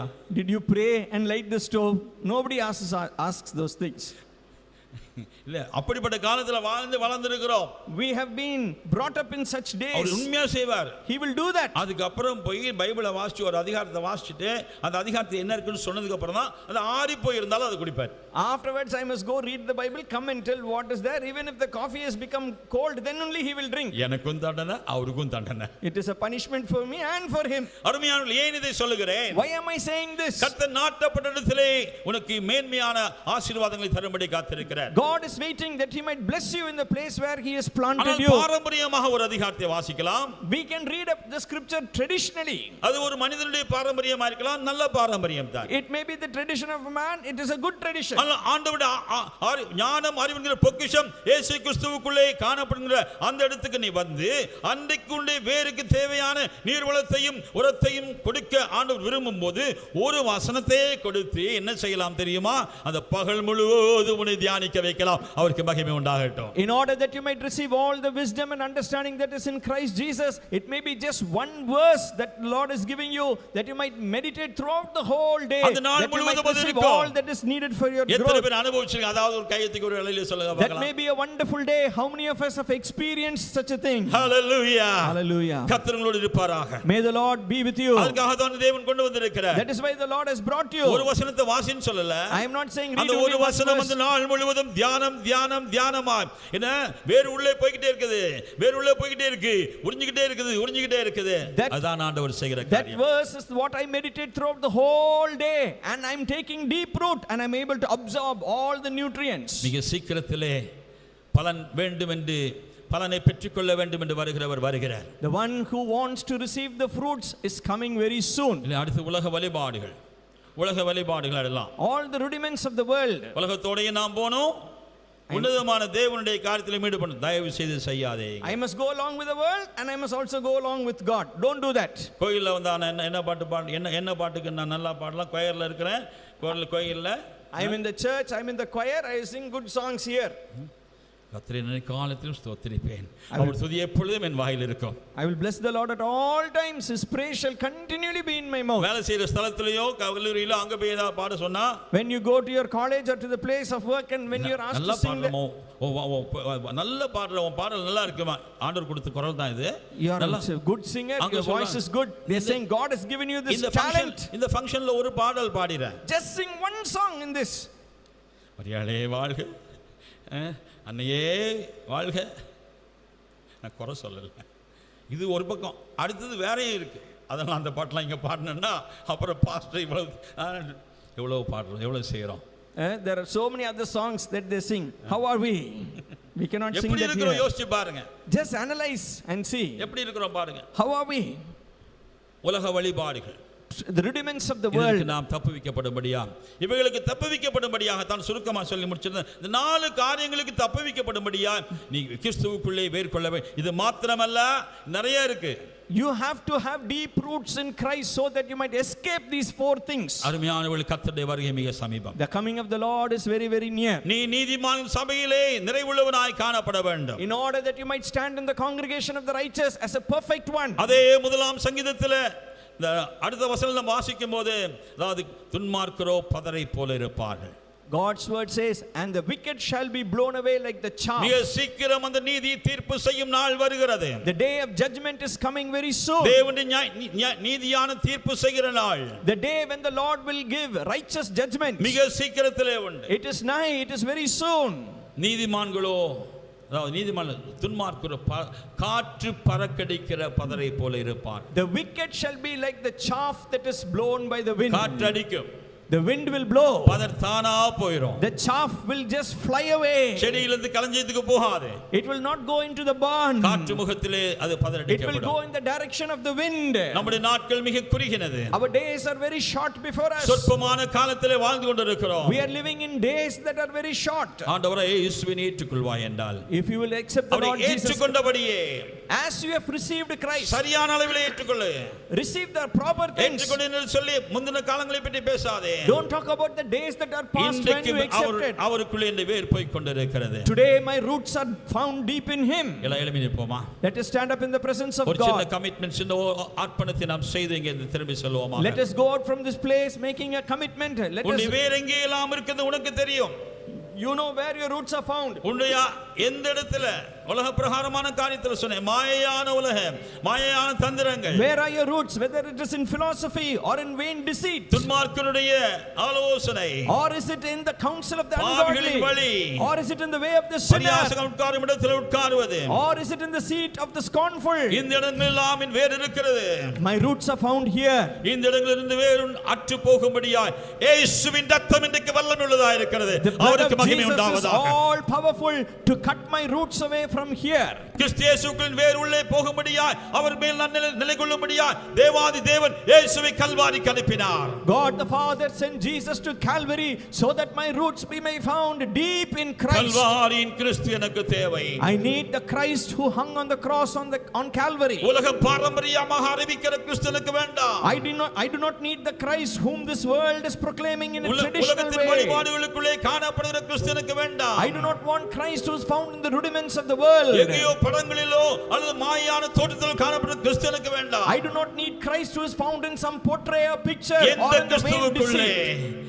தேவனுடைய ஞானம் அறிவின் பொக்கிஷம் அடங்கி, அது பொக்கிஷம். Christ in whom is found all the treasures of wisdom and understanding. சரீர பிரகாரமான பிரயோஜனத்தினாலே உனக்கு அதிகம் உண்டாகும் என்ற ஒரு களஞ்சியத்தின் அனுபவத்தை போல காணப்படும். It may be found as a fullness because of all the efforts and the physics and the labor that you take. ஆனால் இங்கே இவருக்குள் காணப்படுகிறதோ மறைவான மண்டலத்திலே காணப்பட்டு மறைத்து வைக்கப்பட்டிருக்கிற அருமையான ஞானம் அறிவு என்கிற பொக்கிஷம். In the invisible realm, in this wisdom and understanding, the treasure of wisdom and understanding which is invisible. நான் தியானிக்க The more we meditate, அதுமேல் நான் பிரியமாயிருக்க the more we delight in that.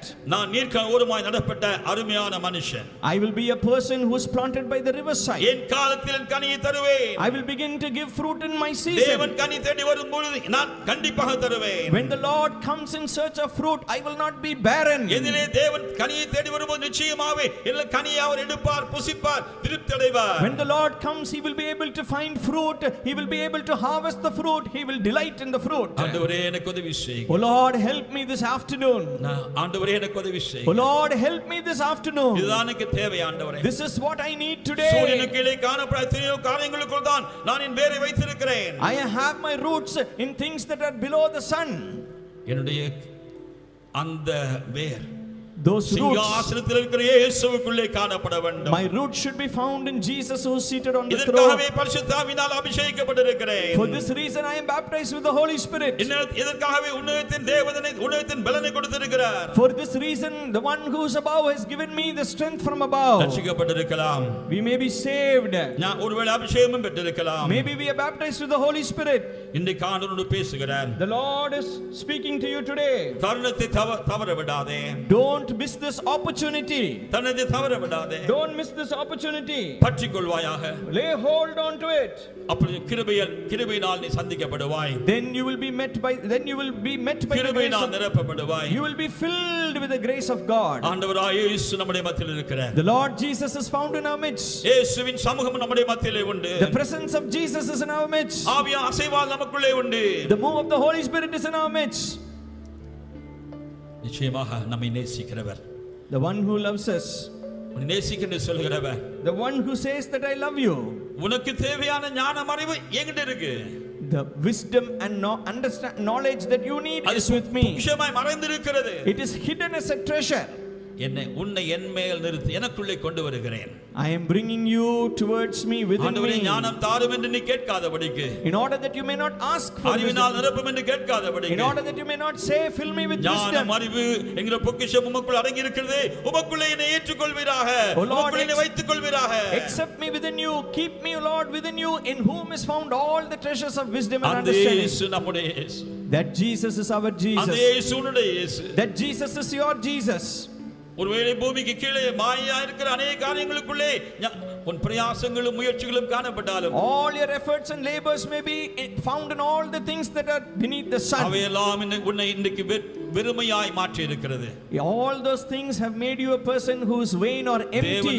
தேவனுக்குரிய நிறைவினால் நிறைக்கும்படியாக, In order to fill you with the fullness of God, இயேசு நம்முடைய மத்தியில் உண்டு. Jesus is in our midst. உங்களுக்குள்ளாக பேசிக்கொள்ளுங்க.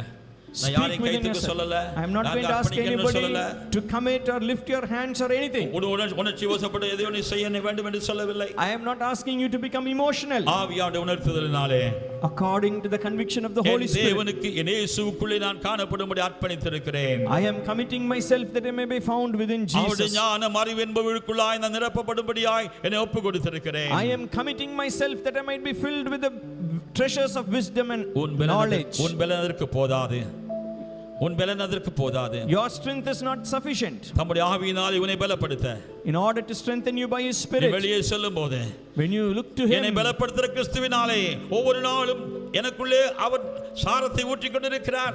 என் வேர் அவருக்குள் இருக்கிறது. நான் பலமடைந்து கொண்டிருக்கிறேன். my roots are found in Him.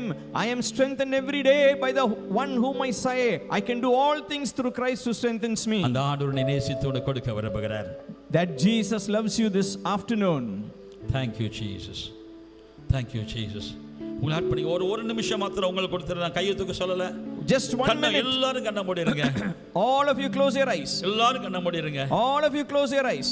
ஆண்டவரே எனக்கு அந்த ஸ்லாக்கியத்தை தாருங்க. Oh Lord, give me that privilege. இதுவரை நான் ஞானம் அறிவு உம்மிடத்தில் உண்டு என்று நான் ஆண்டவரே விசுவாசியாத சந்தேகிக்கப்பட்ட நேரங்களுக்கெல்லாம் என்னை மன்னிச்சிடுங்க. Forgive me for those times that I have not believed or doubted whether the treasures of wisdom and understanding are in you. நான் உமக்குரிய கனியை தரத்தக்கதான ஞானம் அறிவு உம்மிடத்தில் உண்டு. I believe this afternoon that all the treasures of wisdom and knowledge are in you, that I might be a fruitful person.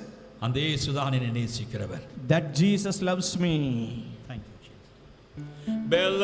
பெலவீனனே நாருகில் பெலன் தாரும் வந்தனக்காய், பெலவீனனே நாருகில் பெலன் தாரும் வந்தனக்காய், உம்மை போல் நான் கனி தரவே உமதாவியா நிரப்பிடுமே, உம்மை போல் நான் கனி தரவே உமதாவியா நிரப்பிடுமே, இனியும் உம்மோடு கெட்டி சேர ஆவியின் மாரியை ஊற்றும், ஆதி அன்பின் ஆழங்களில் என்னை ஆழ்த்தி கிருபைகள் ஆண்டவரே நான் பலவீனன் ஆதி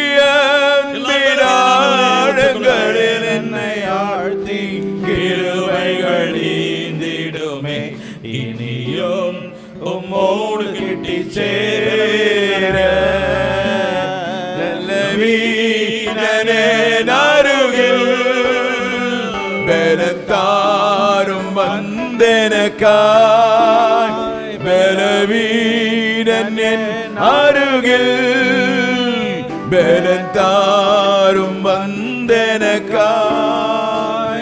உம்மை போல் நான் கனி தரவே உமதாவியால் நிரப்பிடுமே. உம்மை போல் நான் கனி தரவே உமதாவியால் நிறைத்திடுமே. இனியும் உம்மோடு கெட்டி சேர ஆவியின் மாரியை ஊற்றும். ஆதி அன்பின் ஆழங்களில் என்னை ஆழ்த்தி கிருபைகள் ஈந்திடுமே. ஆதி அன்பின் ஆழங்களில் என்னை ஆழ்த்தி கிருபைகள் ஈந்திடுமே. இனியும் உம்மோடு கிட்டி சேர நல்ல திராட்சை செடி நீரல்லோ நானும் இணைந்து வாழ்ந்திடவே. நல்ல திராட்சை செடி நீரல்லோ நானும் இணைந்து வாழ்ந்திடவே. உம்மை போலும் கனி தந்திட இயேசுவே சுத்தமாக்கிடுமே. எல்லா நாளும் கனி தந்திட இயேசுவே சுத்தமாக்கிடுமே. இனியும் உம்மோடு கிட்டி சேர ஆவியின் மாரியை ஊற்றோ. ஆதி அன்பின் ஆழங்களில் என்னை ஆழ்த்தி கிருபைகள் ஈந்திடுமே. ஆதி அன்பின் ஆழங்களில் என்னை ஆழ்த்தி கிருபைகள் ஈந்திடுமே. இனியும் உம்மோடு கிட்டி சேர. கரும் ஒரு நிமிஷம். பரிசுத்தாவியானவர் அசைவாடி கொண்டிருக்கிறார். The Holy Spirit is moving. Can you please? The Holy Spirit is in our midst, speaking to each and every one of us individually. பரிசுத்த ஆவியானவர் நம்முடைய மத்தியில் இருக்கிறார். நம் ஒவ்வொருவரோடும் அவர் தனிப்பட்ட விதத்தில் பேசி கொண்டிருக்கிறார். The Jesus we hear is not something as you see in the picture with like that. இயேசு ஆனவர் ஏதோ நாம் சித்திரத்தில் பார்க்கிறது போல, படங்களில் பார்க்கிறது போல அல்ல. That's how the world is. Satan is presenting to the world. உலகத்திற்கு பிசாசானவன் இயேசுவை இப்படிதான் கொண்டு வந்து நிறுத்துகிறான். If you want to bear fruit, if you want to grow, if you want to be for the glory of God, you must know Jesus first of all as revealed in the New Testament. நீங்கள் கனி கொடுக்கிறவர்களாக இருக்க வேண்டும் என்று சொன்னால் புதிய ஏற்பாட்டில் இயேசு எப்படி சொல்லப்பட்டிருக்கிறாரோ அவ்விதமாக அவரை நீங்கள் அறிந்து கொள்ள வேண்டும். We are in the most dangerous time now. மிக மிக ஆபத்துக்குரிய நாட்களில் நாம் இருக்கிறோம். You know what the world is preparing right now? இப்பொழுது இந்த உலகம் எதற்கு ஆயத்தமாகி கொண்டிருக்கிறது? To present a different Jesus. ஒரு வித்தியாசமான இயேசுவை கொண்டு வந்து நிறுத்துகிறது. That kind of Jesus will appear in some parts of the world in the sky. அப்படிப்பட்ட இயேசு இந்த உலகத்தில் வித்தியாசமான இடங்களில் காட்சி அளிப்பாராம். And from another part of the world like India, the face of someone like Krishna will appear. India போல தேசத்திலே கிருஷ்ணரை போல ஒரு முகரூபமானது தோன்றும். And in some other part of the world another face will appear. All that will merge together and the face of Antichrist will come. That is what the scientific world is doing. உலகத்தில் வித்தியாசமான இடங்களில் விதமாக காட்சிகள் தோன்றி அது ஒன்றாக இணைந்து அந்தி கிறிஸ்துவுடைய முகரூபமானது வரும். To show that all God is one and the same. எல்லா தெய்வங்களும் ஒன்று என்று சொல்லி காண்பிக்கும்படி. But the Bible says very clearly, ஆனா வேதம் தெளிவாக சொல்லுகிறது, Christ was crucified, he died, he rose again, he is there at the right hand of God. கிறிஸ்து மரித்தார், அடக்கம் பண்ணப்பட்டார், மூன்றாவது நாள் உயிரோடு எழுந்தார், பிதாவின் வலது வருஷத்தில் வீற்றிருக்கிறார். He is coming at a time we don't know. நாம் எதிர்பார்க்காத ஒரு நாளிகையில் அவர் வருவார். All that are his are taken up. அவருடையவர்கள்லாம் அவருடைய வருகையில் போவார்கள். And then this will happen. அதற்கு பின்பு False சம்பவிக்கும் பொய்யான கிறிஸ்து. This is what is happening. அதுதான் நடைபெறுகிறது. Right? So that's all the scientific world and the satellites and NASA and the CERN and all other things are working for that.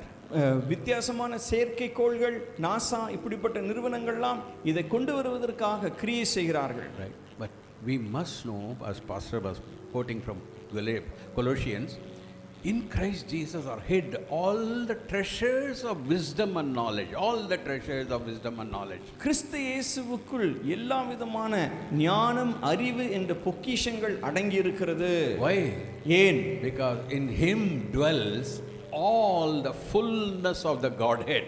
ஏனென்றால் அவருக்குள்ளாக தெய்வத்துவத்தின் பரிபூர்ணமெல்லாம் சரீர பிரகாரமாக வாசமாக இருக்கிறதா. When we say God, the Father, Son, Holy Spirit, பிதா, குமாரன், பரிசுத்தாவியானவர், all three மூன்று ஆள் தத்துவங்கள் resident in the person of the Lord Jesus Christ. யாருக்குள்ளாக இருக்கிறது? இந்த தெய்வத்துவத்தின் பரிபூர்ணமெல்லாம் இயேசு கிறிஸ்துவுக்குள் சரீர பிரகாரமாக வாசமாக இருக்கிறதா. Praise God. He is the தேவனுக்கு ஸ்தோத்திரம். manifestation. He is the manifestation of the Godhead. தெய்வத்துவத்தை நமக்கு வெளிப்படுத்தி காண்பிக்கிறவர். It is not Jesus only.